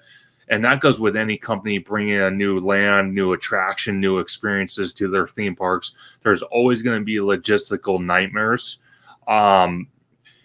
So when he's coming out and saying 5 years, it's all going to be complete, all going to be open, none of it's blue sky.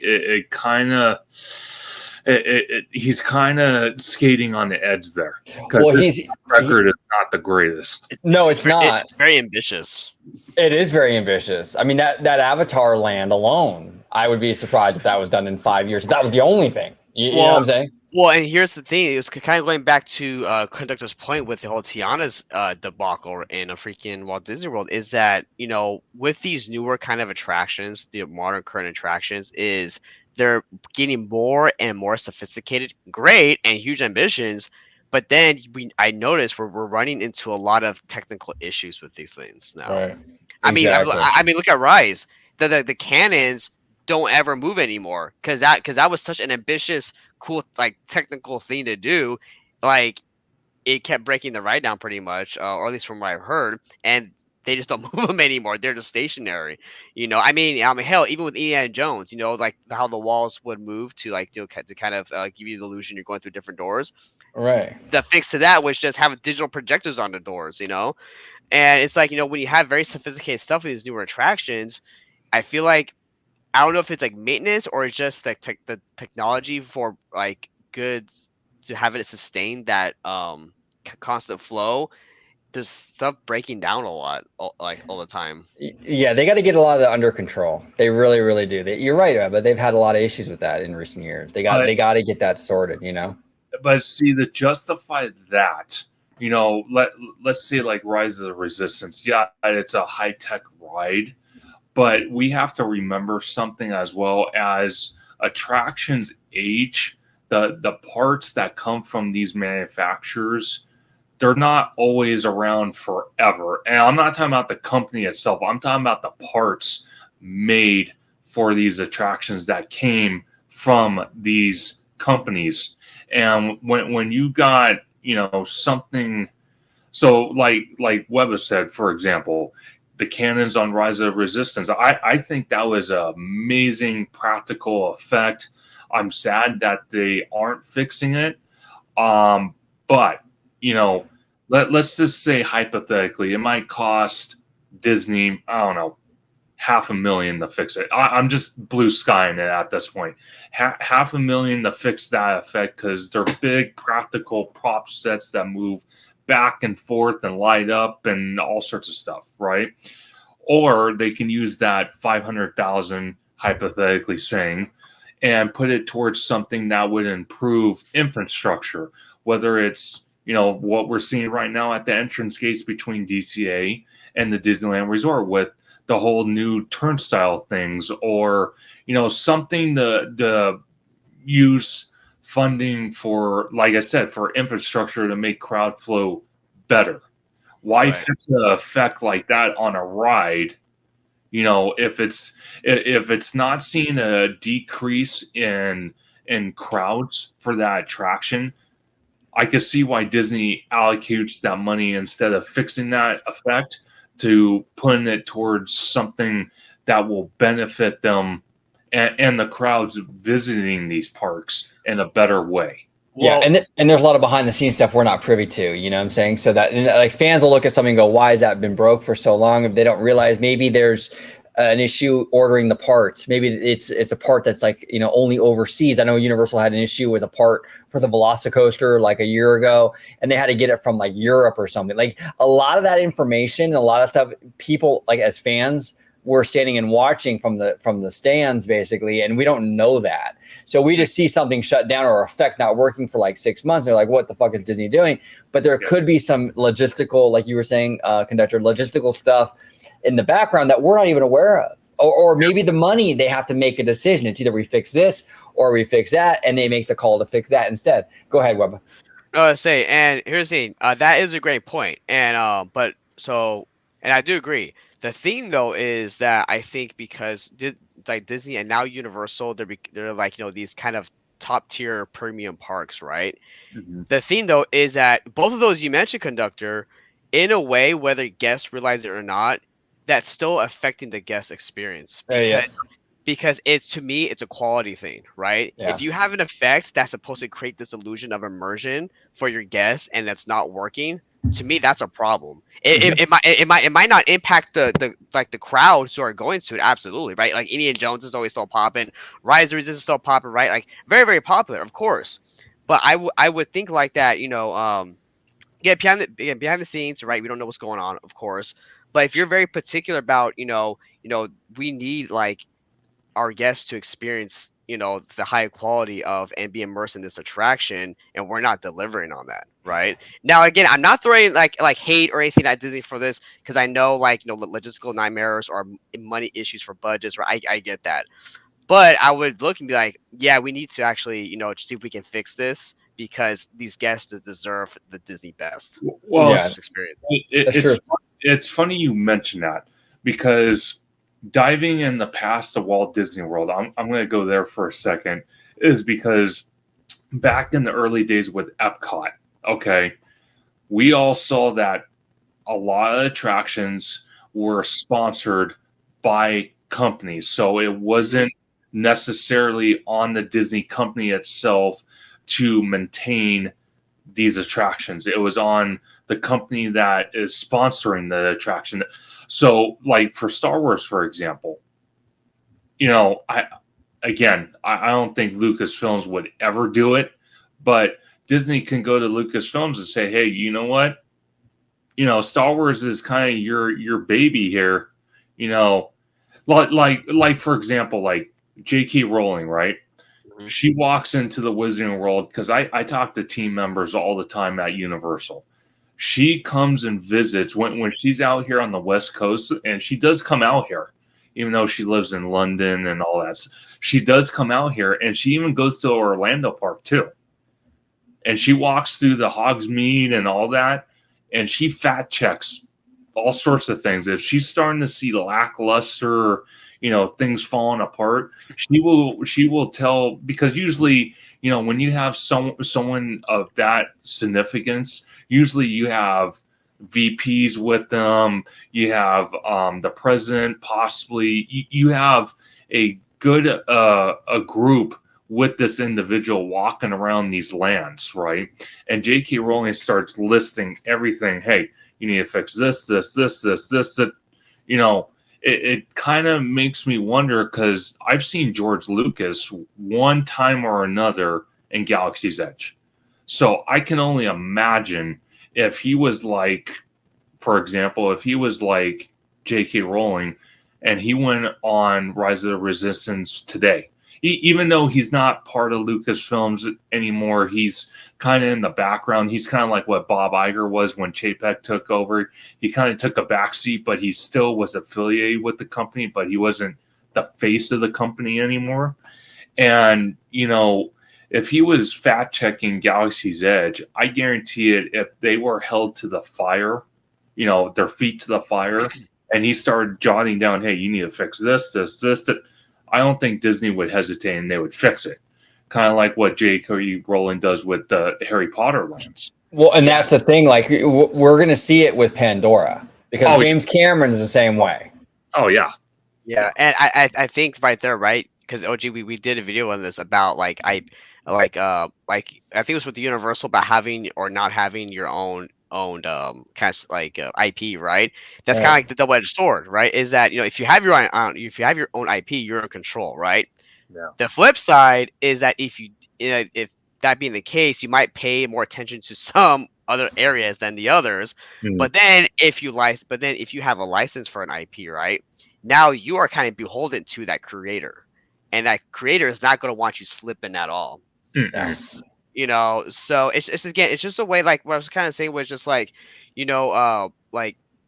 for example, my wife, right? I took on Indiana Jones. Great, right? I think that the projection they did is great. It's a good substitute. But will she ever really experience that illusion, or other guests experience that illusion of going through the different doors? Nope. And that's what I'm saying, is that even though they don't realize it, people who have done it, and even the Imagineers and stuff who have worked on it before, they can see it. We can see that is an aspect that's not there anymore.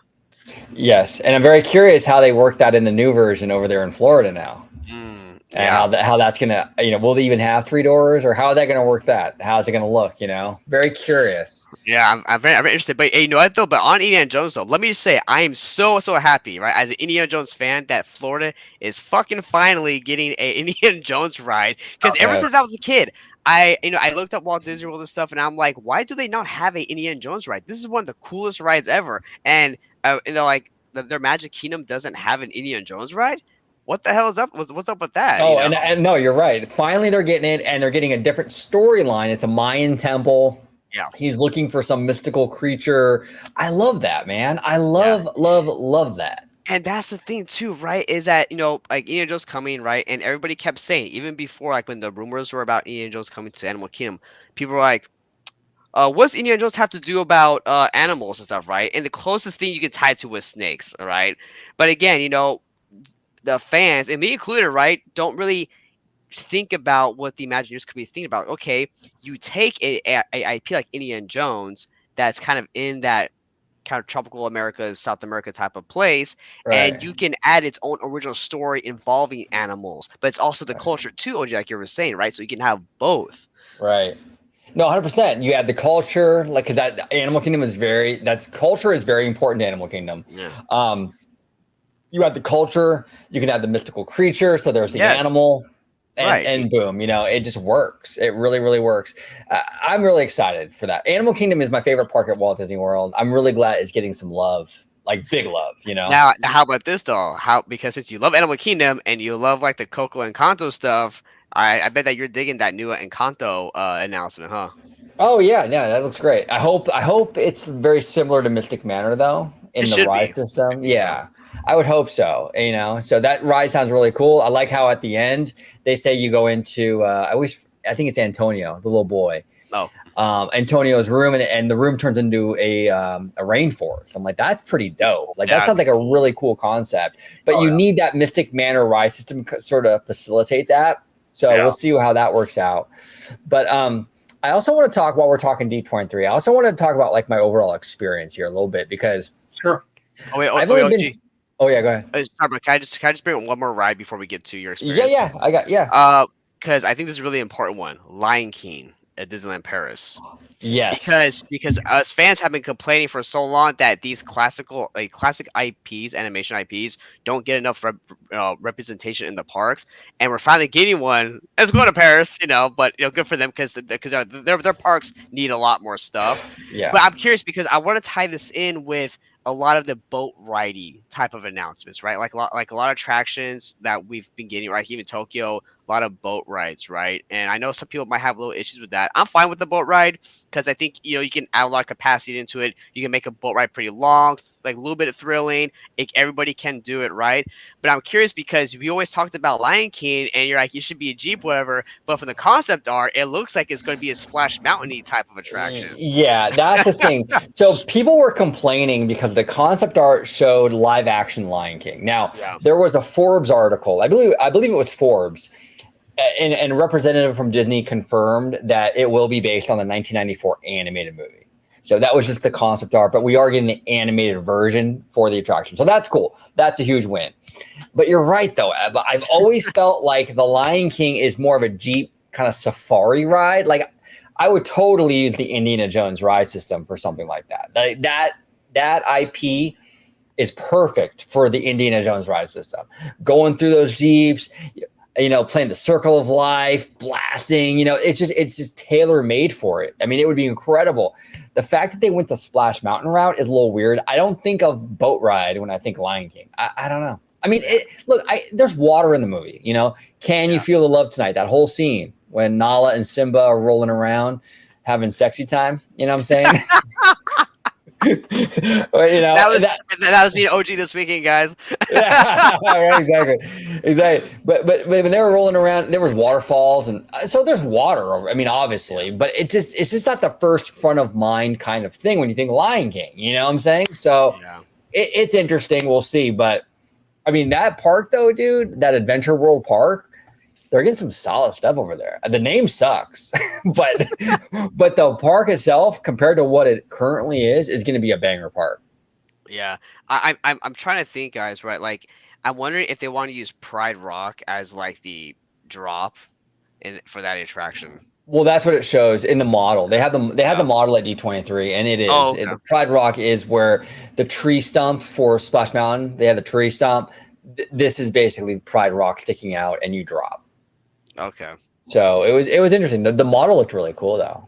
I mean, really, really cool. So what were your thoughts on that, Conductor, in regards to Lion King log ride? So I happen to agree with you guys. It is another water attraction. I do find it interesting. I agree with you, Webba. I don't mind it. It is kind of weird that it went to again the international park, and I know Paris, out of all the other international parks, is kind of like the stepchild to DCA. But again, it's coming to an international park, and I kind of thought maybe either Walt Disney World or out here in Anaheim, we wouldn't have gotten that.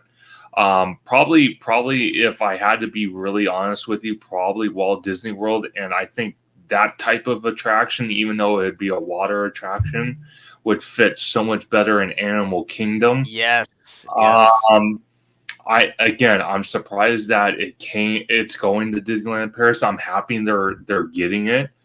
But I'm glad we're finally getting it at a Disney park, period. It's about time. Exactly, and I think these classic IPs need more love in these parks. But you're right though.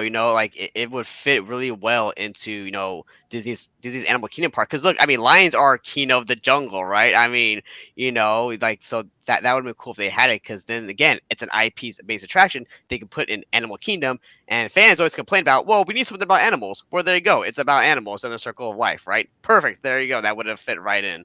But yeah, I'm really excited again. Like I said, it's coming to Disney Park. But yeah, anyways, I just wanted to bring that up because I thought that was a pretty important one due to the fact it's a classic, it's classic Disney IP animation. Yeah, exactly. No, you're right. You're right to bring it up. Here's the thing. I love Michael Eisner. I think he's fantastic. I love the era. At least the first 10 years of the Michael Eisner era was phenomenal. But that was one element of the Eisner years that really perplexed me. Like, you had all these legendary films, like legendary films. We're talking Little Mermaid, Lion King, Aladdin, like Beauty and the Beast. And they didn't do anything with any of these. I mean, we had parades, we had shows. We never got any big attractions based on these amazing movies, and I'm glad that they're finally doing it. We're finally getting a Beauty and the Beast ride. We got one in Tokyo and stuff. Yeah. Finally getting a Lion King ride after how long? What, 30 years?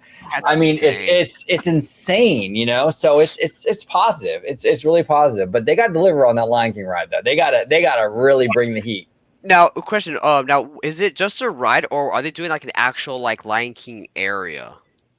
Do we know? The model, it kind of shows like it will spill out a little bit. I mean, it's kind of deceiving because it's a model. So that might be just extra fluff for the model. I don't really know.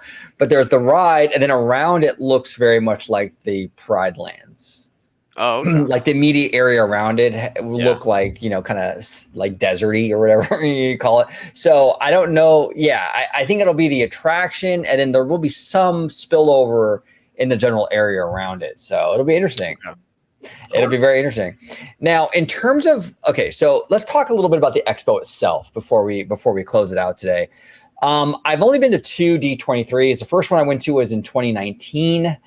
A family member does like studio stuff, and he got invited to the the studio panel for some work that he did.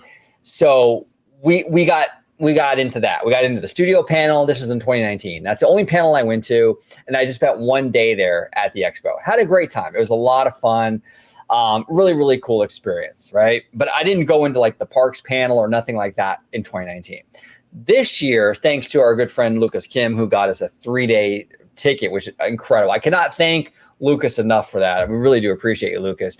We got a 3-day ticket, and we got into the parks panel, we got into the studio panel, we got into the Disney Legends panel, and we got into a bunch of other smaller panels throughout the weekend. Absolutely incredible experience. I mean, seriously, I liked D23 when I went in 2019, but this last time I loved it. It was such a cool experience, not just with the panels and what have you, but just meeting all the people in our community. I mean, you wouldn't believe how many people we met on those 3 days. I mean, we probably met 80% of Diz Twitter that weekend. I'm telling you, we met so many people. We met Scott Gustin. We met so many people. Our friend China. It was incredible. So we had a great time. Victoria, big shout out to Victoria. She's amazing. We spent a lot of time with her. We spent a lot of time with Zach from Boardwalk Times. It was a great weekend. We were all friends nerding out over all this cool stuff. Incredible. The panels were through the roof insane, bro. Like the Honda Center, I had my doubts initially because I was like, man, the logistics of the transportation back and forth is gonna be a real pain in the ass. You know what I'm saying? But the Italiano and I, we just Ubered it, and it was like $7 to Uber. Super easy, man. And when you're in there, we had floor seats.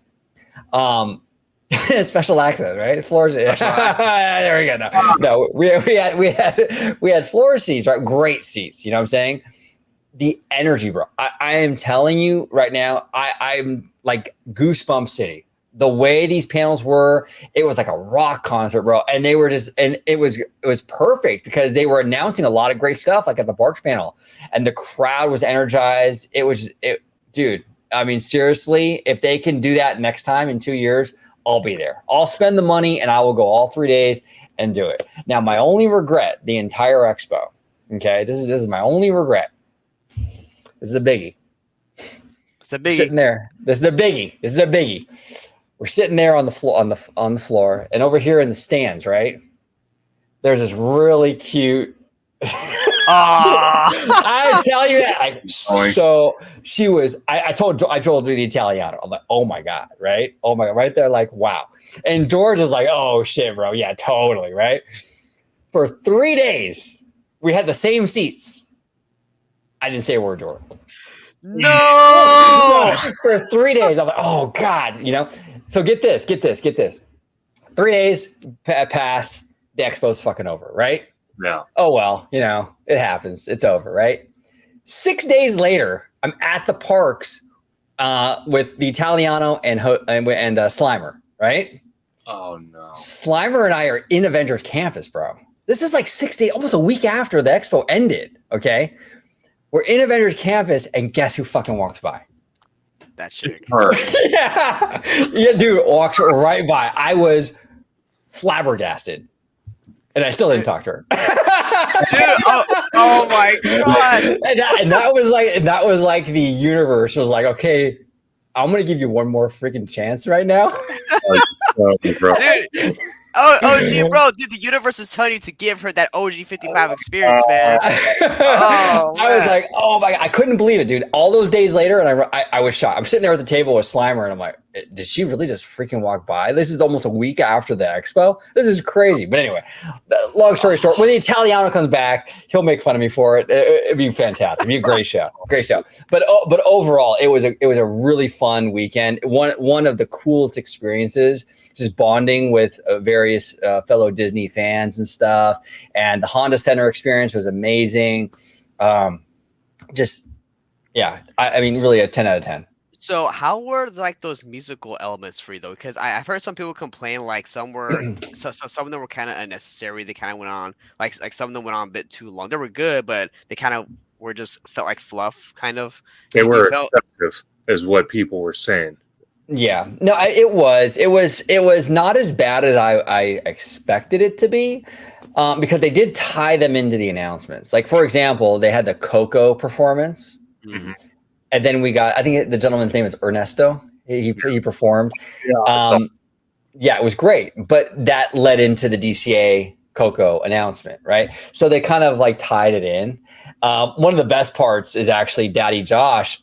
He gets up there and he's like, you know what? This stuff is going to happen. I'm not only promising you, but I swear. The lights go out and All For One performs their song. I swear. That was funny, dude. That was funny. That was almost like him trolling kind of a little bit. That was really right. I really liked that. That was hilarious. Okay, now, I have to ask the elephant in the room here. Okay. What did you think about Deadpool crashing the parks panel? What was that about? I loved it. And I'm one of the people, I think Deadpool is fantastic in the parks. I think that the jokes, they're not like, they're innuendos that kids aren't going to really understand anyway, right? Kind of like a lot of the old Looney Tunes stuff. There's a lot of adult stuff in the Looney Tunes, you know what I'm saying? But they're innuendos where it's going to fly over a kid's head, but the adults will get it, right? That's kind of what Deadpool does here. You know what I'm saying? I'm fine with it. The Parks panel stuff was freaking hilarious. He made a joke about, and it was very like self-deprecating humor against Disney. Like he was like, I don't mean to sound like a broken Yeti, but you know, he made that joke. He said, I'm going to blow your mind like a 40-foot tall dragon animatronic. Oh my God. Because the animatronic had, you know, dude, I mean, he was making Disney jokes right and left. It was really, really, really funny. I don't remember any like inappropriate jokes. It was mostly like making fun of Disney, which is smart. Because Disney has had like some rough moments with the dragon, you know, with the Yeti. There's been a thing for a long time. It's kind of smart to sort of like acknowledge it, not hide it, acknowledge it, make fun of yourself a little bit. I think it kind of like eases the tension a little bit. You know what I'm saying? Right. So yeah, I liked it. I thought it was great. That's because I feel like with that, right, like that, it kind of gives fans the comfort, I guess you would say, to know that Disney knows these problems. Yeah. Right. You know what I mean? So it's like it's not Disney just doesn't know like, oh, we're just gonna turn a blind eye to like they obviously understand the issues that are at play, and now they're making fun of themselves with it with Deadpool, and that's a perfect way to do it. Yeah, it was perfect, dude. I thought it was fantastic. I mean, I wish he'd be there every expo doing that. I do. Yeah. I hope he becomes a permanent character in the parks, dude. I hope, man. You should. Like, but sorry, go ahead, cut over. No. Go ahead. Oh no, well I was gonna segue off to something else, OG, if you don't mind. Yeah. The one thing that we did not talk about was Villains Land. Oh yes, real quick before moving to Villains Land, conductor, you have a comment on the expo? No, I was just gonna say from everything I saw from the parks panel to because I'm gonna mean this in a good way. I was trolling your Twitter, you and George. I was trolling it. I was looking for every update you guys posted. It looked like you and George had an absolute blast. You know, meeting your community is probably one of the most satisfying things as a content creator you could possibly do. Just and real quick, not to cut you off, conductor, but the Italiano and I were absolutely shocked at how many people came up to us about for the channel, like, oh, OG, like, I love your content and this, that, and the other, and Italiano. We got approached so much that weekend, and it was humbling. I mean, I want to thank everybody that came up to us and said hi. It was just so cool. It like seriously made our weekend. But go ahead, conductor. I do apologize. Well, no. I was just gonna say it looked like a very, very, very fun event, and I'm gonna say it now. I'm gonna start planning for it. I am gonna be there for 2026. Yes, I'm gonna do it. I'm gonna do it. I told Mr. Webba though. On the other hand, if one of the 4 ships they announced for the parks panel docks in San Diego, all 4 of us are going on a cruise. It's going to happen. Yes. 1,000%, conductor. 1,000%. All right, let's dive into Villains Land, which was actually a crazy announcement at the expo. Like, I swear to God, it was so funny. It was at the very end, right? I'll never forget. I'm sitting right next to the Italiano. You know the Italiano. He's like all about the villains, right? Oh yeah. All of a sudden, the magic mirror comes up. And I'm like, I'm doing this to George. I'm like, oh my God, they're going to announce Villains Land. They're going to announce Villains Land. Here it comes, bro. And George is like, no, I don't want to get too excited. I don't want to get too excited. You know, I'm like, George is coming. I swear to God. Sure enough, boom, we got it. And the house went crazy, dude. Absolutely crazy. But, well, I'll start with you, then I'll go down to conductor. What are your thoughts on the announcement? Oh, well, OG, before I start, why don't you start and tell us how crazy the Italiano was going over that announcement, dude? Dude, we were screaming the Italiano. We were both screaming. Like, we were like, yeah. The people in front of us were probably so annoyed, dude. Because we were fanboying like crazy. You know what I'm saying? We were like, yeah. It was crazy. But everybody was really, really excited. The energy was through the roof, dude. I mean, that got a huge response at the Honda Center. And that was great because that was like literally the last thing they announced, right? It was like that Tim Cook Apple, like, hey, one more thing, kind of, or Steve Jobs. I'm sorry, hey, we got one more thing. And that was basically at the very end, and they announced it. Now, here's the thing, and this is where I get myself into trouble. Okay, this is a huge issue for, in my opinion, not a huge issue, but it creates a pretty competitive environment. I'll say that with Universal, because you have a very similar land to Dark Universe. I'm kind of curious what your guys' opinion on this is. And conductor, you're more of a Universal guy, so I'm really, really curious your take on this. You have 2 kind of very similar lands. They even kind of look similar, to be honest, from the concept art, right? Yeah. And I've said this before, the Universal monsters are recognizable. Everyone knows who Frankenstein, what he looks like, and Dracula. They're very recognizable. But the villains, the Disney villains, are $1 billion franchise. I mean, this is not just recognizable, it's a very lucrative franchise. It's keeping Hot Topic basically in business, let's be honest. You know what I'm saying? I think this poses a big threat. Now, look, it's all about execution. You know what I'm saying? I mean, Disney could shit the bed on this. You know, we don't know. If it comes out like the concept art, though, based on an IP, which I feel is stronger than the Universal monsters, it could. I think that's a major issue for Dark Universe. But what do you think, Conductor? Or am I kind of overreading it? No, I don't think that. Again, the biggest thing between the two, I'm going to call them. I'm going to call them. You know what? The hell with it. I'm gonna call it two different companies with two different villains type lands, right? If the execution is there, I do feel Dark Universe is going to be in trouble. However, they have to execute it, and it's something we've probably said, I don't know, 20 times in this video alone. They have to execute on every single project they announce, including Villains Land. Yeah. And I do feel, me and Webba were talking about this with Villains Land. You got the roller coaster, which looks absolutely breathtaking. You got Magnificent, the dragon shooting green smoke fire. Amazing. You got the kind of like Rapunzel's type castle on a hill, like a giant mountain, which looks incredible. And me and Mr. Webber were talking about this. This is just an idea. What if that castle alone would be kind of like a restaurant that overlooks all Villains Land? That would be such a fantastic, breathtaking experience. I could not even begin to tell you. But to answer your question, it starts with execution. Yes. If we can, nail that to the ground, then Dark Universe does have some challenges. Yeah, because I think the villains are something that's more sellable. I think that's a good word for it. More sellable to the normies. I think that it's a franchise that people are more invested in, I think. So I think that's a challenge. I think that's going to be I don't want to say like I think it's just it increases the competition factor, I guess, is what the best way to put it. You know what I'm saying?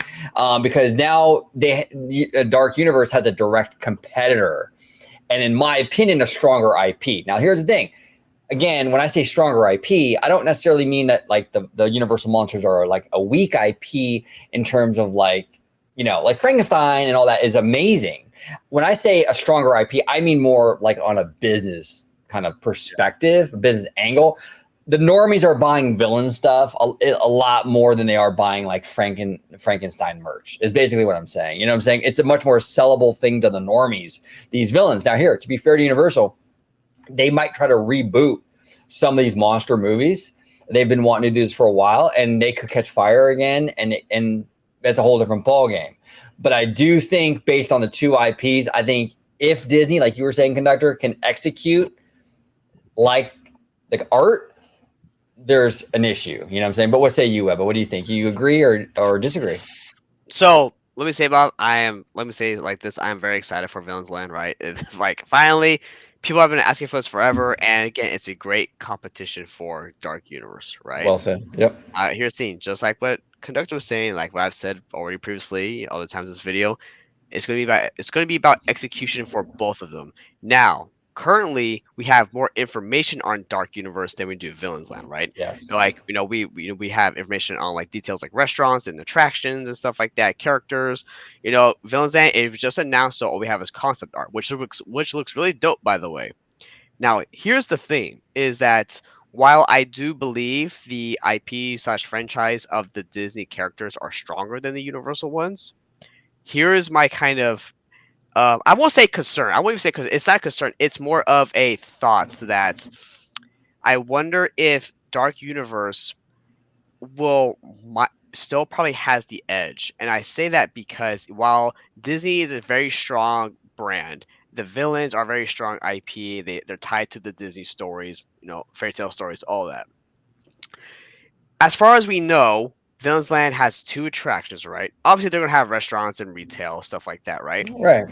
But the thing though is how, and I think this is a big concern with George, is how scary are they going to make this? That's a great point. With Universal, we know they're going to have these kind of what's a conductor? I don't know if they're mazes, but kind of these little zones where like the guests can like scare zones, right? And so they're going to have that. They seem to have more attractions, which is going to be allowing more guests to have more stuff to do in the land. They're going to again, we know more, right?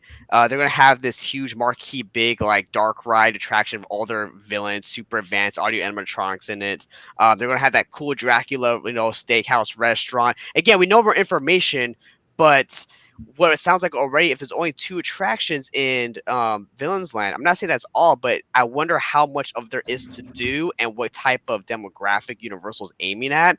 Yep. If that still might be a little bit of a better land than Villains Land would be. And that's a great point that you bring up, Ebba, because yeah, is Disney going to have the balls basically to go scary? And now it seems like it from the concept art, but let's see how they execute, because Universal definitely has the balls to do that. It's more in Universal's wheelhouse to be scary. They already do Halloween Horror Nights and they kind of dip into that whole thing already. So for them, this is like typical stuff.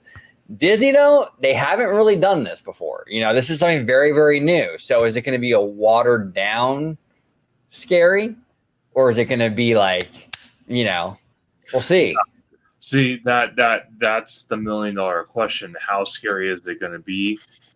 How good the quality is it going to be? And the third, which Webba pointed out, how much stuff is there going to be able to do as the consumer compared to Dark Universe, which we all know is going to have a restaurant, probably 2 restaurants if I had to guess, a tavern, a costume shop, multiple attractions, multiple character meet and greets with scare zones. That's the question on how they do that. And I think Disney might have the edge. And the reason I say that is because they have a lot of villains they can choose from.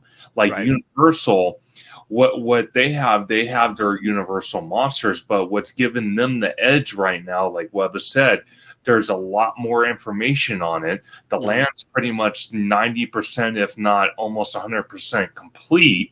On top of that, some of these monsters, like I was just on the studio tour today at Universal covering updates, and they said that, for example, like Creature of the Black Lagoon, he's going to be celebrating his 70th birthday.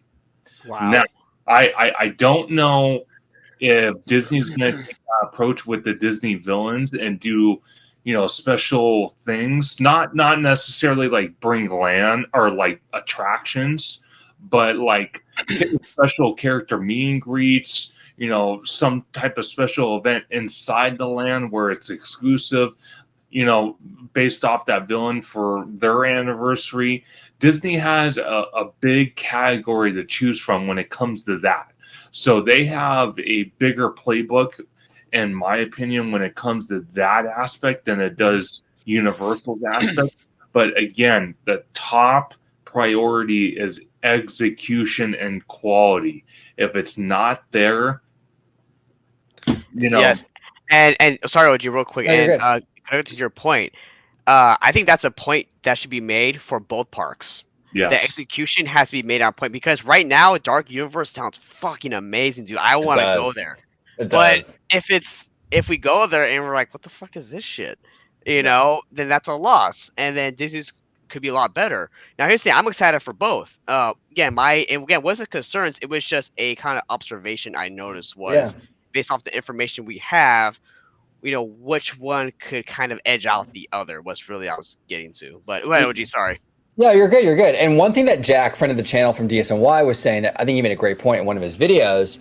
This kind of signals a big push by Disney to kind of get more into the Halloween stuff, both with the Cars Land and the Villains Land, because our Cars Land out here in California, it goes hard for like Halloween. Like the Halloween, right? And they dress up everything like real cute, like auto parts and everything, right? Kind of spooky and all that. You can do the same thing with the Magic Kingdom's Cars Land now for Halloween. You can dress that whole area up like they do out here in California. It's huge for families, And then obviously Villains Land, I mean, it's a no-brainer for Halloween. You can do a million things over there. Oh, yeah. So I think Jack has a good point. I think this is a big play for Magic Kingdom and their Halloween stuff. So we'll see. So I also want to bring this up too, which was I forgot what I was gonna say. OG, oh my god. Uh, Ah. but it was I think it was about it has to do with Villains Land and I forgot what it was, man.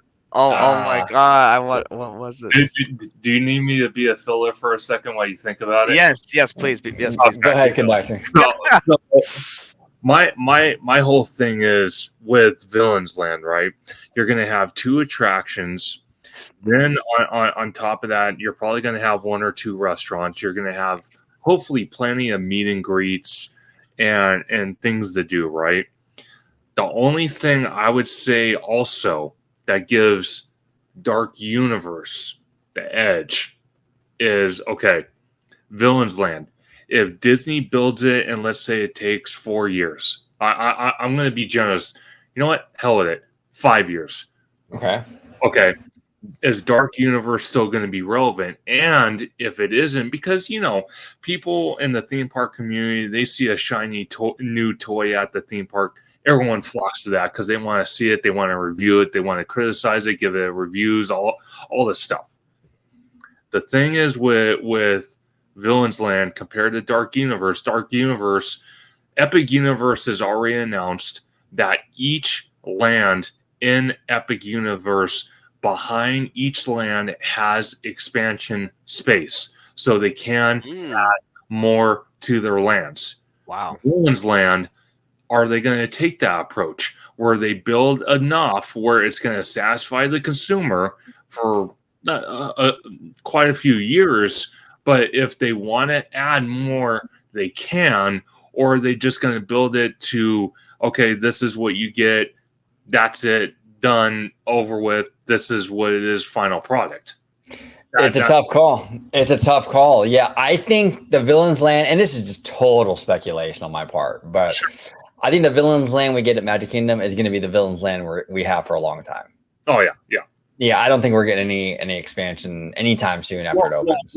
What I mean by that is, will they leave expansion space directly behind it so if they want to add more, they can, kind of like what Epic Universe is doing with their lands, and kind of take a page out of Universal's book? They should. Now, here's the thing with Florida, and I don't know exactly what areas are what, to be honest with you, but there are areas that, even though when you look at Walt Disney World and you see, oh, that's a bunch of free space, you can just put it there.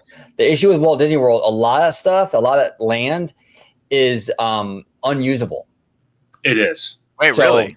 There's a lot of it, even in that general area around Magic Kingdom, that they can't build on. Is it the foundation or like? Yeah, it's something to do with the land itself. It's not stable enough or what have you, from what I understand. It's funny you mentioned that, OG, since all 3 of us live in SoCal. So when you're driving on the 91, or I think it's the 71, and you're passing Corona, or you're going through Corona on the 71, you have the big giant dam that says 1776 with the Liberty Bell. Before you hit that, right, you have this whole stretch on the left-hand side, which the 71 transitions into the 91 going towards Temecula, Wine Country, and then past Vegas and all that, right? Well, if you look on the left-hand side, you got all this type of swampy-looking area, and it's a huge area where they could put houses and shopping and all that. But due to that area, because of the foundation being so, I'm going to say, moist all the time and wet and just muggy and just, again, that's answering your question with Walt Disney World. The foundation is it's not solid enough to add attractions, to add, guest area related space. So that's why it can't be built on top of it. Right. Oh, they're limited. Yeah, they're limited. It's not endless space. There are areas that are not usable. They're right in the middle of swamp country, are they not? Like, it's kind of like a swampy area all around there. Dare I say they're in Bayou country? Hey, man, you got Lewis there. Yeah, right, exactly. But I did remember what I want to say though about Villains Land. Sure. Was OG, to your point about about like, kind of like going dark and scary stuff. If Disney goes as dark as I guess we kind of hope we want them to, right? Like let's say maybe not as Universal's level, but it's probably somewhere close. And now with us having the Deadpool rated R, you have the Netflix kind of more mature shows on Disney Plus. I think at this point, if they did that, there's really no going back on that for Disney, because now they kind of opened a new door for a new type of audience for them to now Tap into. welcome. Exactly. And so now they can't go back to being old. I mean, they can still be Disney Princess Fairy stuff, but now they have a new space where they can be darker. They can have some rated R content and whatnot. And Right. I actually think for Disney that's actually a good thing, because I think as a company they'll be progressing. Yes, and here's the thing too. A couple points here. I'm glad you brought this up, Webba, because when people say Disney is for kids, right? And you hear this all. I've been hearing this forever. Disney parks are for kids or for children. I respectfully disagree with that. I mean, they're not. I mean, Walt created the park with the idea that everybody would have a good time. You know what I'm saying? That includes adults. You know what I'm saying? I mean, the adults are in the equation. These are not giant Chuck E. Cheeses. No. Like these are places for everybody to have fun. So the adults are definitely part of that equation and should have a lot of stuff to do too. So yeah, I agree with you. I think they should dabble into some more adult stuff. Now, obviously, like you want to be smart about how you do it. You know what I'm saying? Right. But I think the secondary parks, the DCAs, the Disney Hollywood Studios, even the Epcots, things like that, I think you can get away with a little bit more of an edge in those parks. The castle parks, you probably don't want to put Deadpool in a castle park. Let's be honest, right? but like the other stuff, I think that's why you have secondary parks, so you can do things that you couldn't do in the castle parks. You want to have a variety, and this is one thing that this is one criticism I have of Universal in Florida. They're all their parks are the same. Like it's Epic Universe is basically another IOA. You know what I'm saying? It's the same kind of demo, the same kind of makeup of attractions. It's the same kind of park. With Disney, they do still, at least right now, we'll see how it changes. But with Disney, each park does have a little bit more of a personality. Like Animal Kingdom is a completely different experience from Hollywood Studios, or in Hollywood Studios, it's a completely different experience from Epcot, right? Yeah. Very unique identities. You know what I'm saying? But utilize that. Like you have permission to kind of get more adults in some of these other parks. Why not? You know what I'm saying? Why not? And then you can have the more, the softer stuff or whatever, the more tame stuff in the castle parks. But what DCA? I love that they brought Deadpool. I think he's a great addition to DCA. You know what I'm saying? I mean, I'm fine with it. It's an older park anyway. There's way more drinking in that park. Way more. Without a doubt. That's what I was saying with the Hyperion Theater. If the rumors that I'm hearing are true, that they're going to level that building to the ground, and that area might be used for Avengers Campus expansion. And what I mean by that is another attraction. And let's say it is a roller coaster. Quite frankly, I don't want a roller coaster like Gadgets Go Coaster in freaking Toontown. I want a freaking, like a the Incredicoaster, but 100 times better, like a Velocicoaster. Theme to Avengers, but you know what I'm getting the point. Well, and themed. And that's park. Well, exactly, and that's to OG your point, right? Is that the Disney parks, like all of them, they're centered around a certain type of, I guess, style or theme, and then you make the attractions kind of based around what that main core theme is of that park, right? And then so like with Avengers Campus, like it's a smaller version of that. Like a coaster would be still fitting, even though there's going to be a lot of thrill rides there. It fits the Avengers combat action, flying through the sky type of deal, right? Oh, absolutely. And here's the thing too, and Conductor, if your rumor is true and they get rid of that Hyperion Theater, that's going to be the next big controversial announcement. If Disney gets on that park blog and said that the Hyperion is going away for whatever reason, whatever the reason is, whether it's a new ride, a new thing, whatever it is, that's going to be controversial because a lot of people love the stage shows and stuff like that. I think we're going to get some pushback on that. Now, personally, I don't care. I love the live entertainment. I mean, but I think you can put it somewhere else. I think that venue is absolutely hideous from the outside. It's an eyesore. Well, that and it's such a big footprint. And It's huge. DTA is lacking in attractions. I'm going to just be honest. You know, it's not a Disneyland. It's not a Magic Kingdom. I shouldn't say that. It's very few and vague. I've never been to Magic Kingdom, but from what it sounds like, it's a Magic Kingdom. And it needs more attractions, more to do. Because to me, it's a one-day park.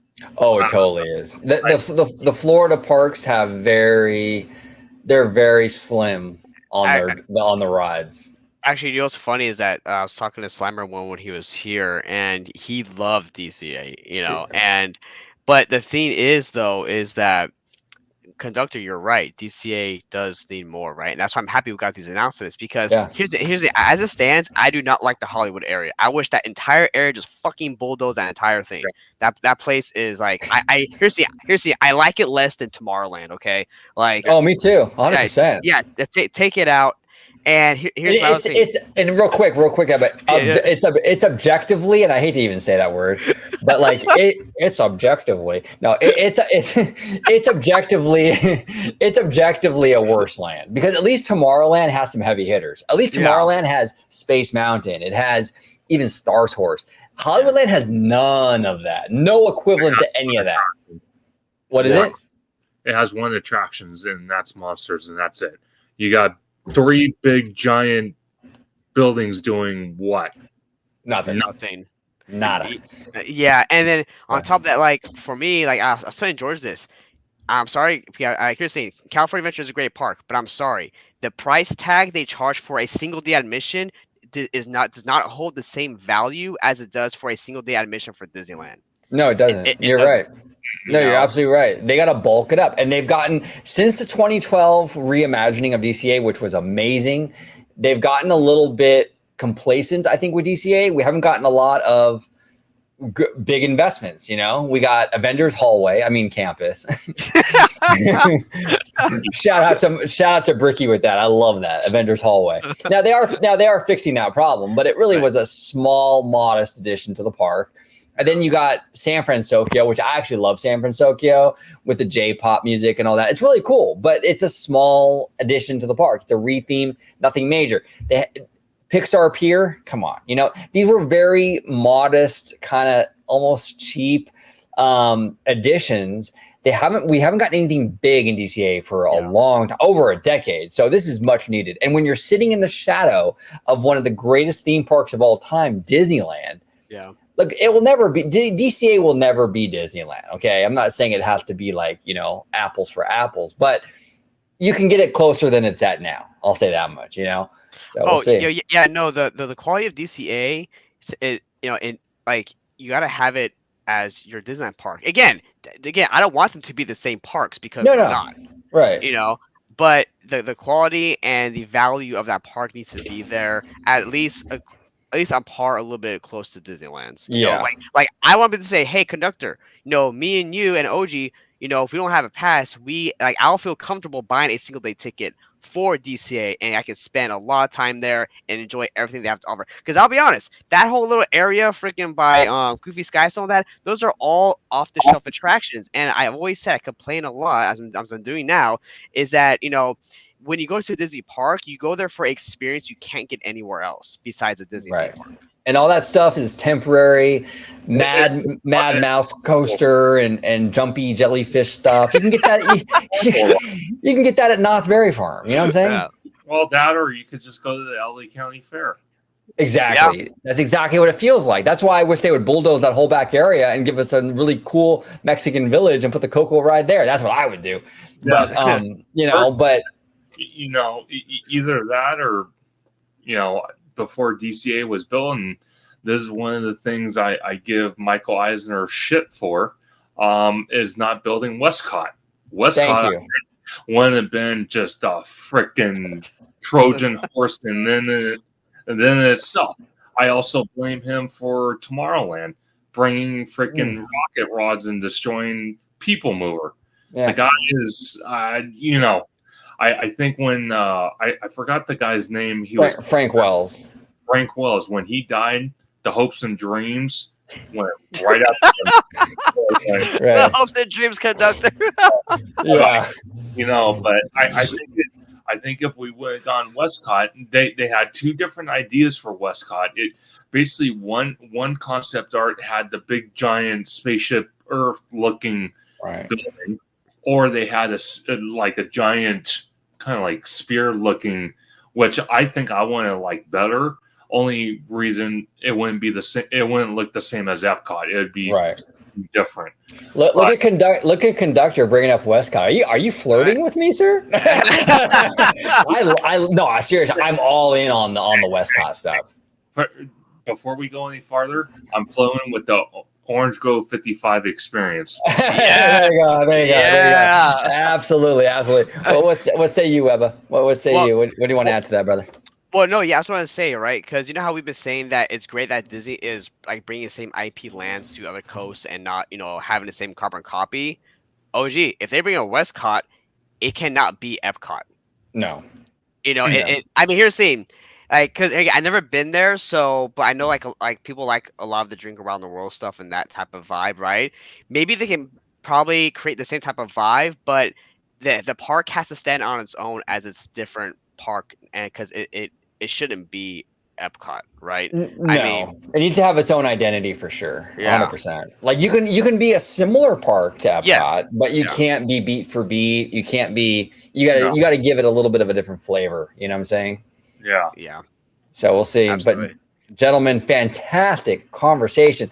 To my 2 hour and 15-minute crew, thank y'all for sticking with us today, talking all about D23, Westcott, all that good stuff.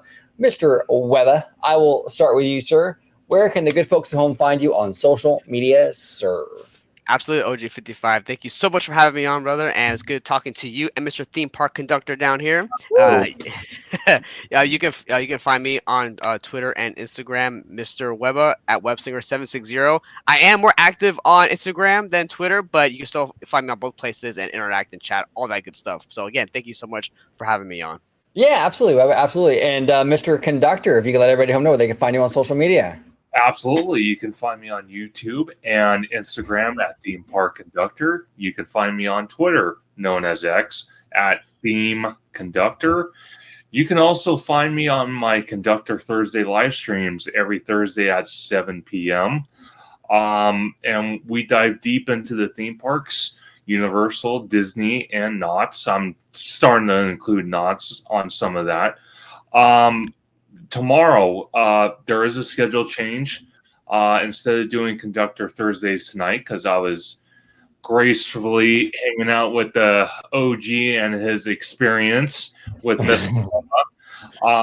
We will be having Conductor Thursday tomorrow night at 6 p.m. And we're going to be going over everything Universal, what I saw at the park today, and just everything going on. We're going to kind of jump back and forth from Universal to Disney. So definitely stay tuned for that. 100%. And make sure you subscribe to Theme Park Conductor. At the end of this show, there will be a link at the end for his latest Theme Park Conductor Thursdays. So stick around after Youngjin. And they will after Youngjin, they will show a link for his Conductor Thursday. You do not want to miss it. He does amazing content. His live shows every week are incredible, absolutely incredible. I'm on there. George is on there. Ebba's on there. It's a lot of fantastic people that join him. So make sure you follow, subscribe, show him some love. Thank you all so much for watching this episode of OG55. Until next time.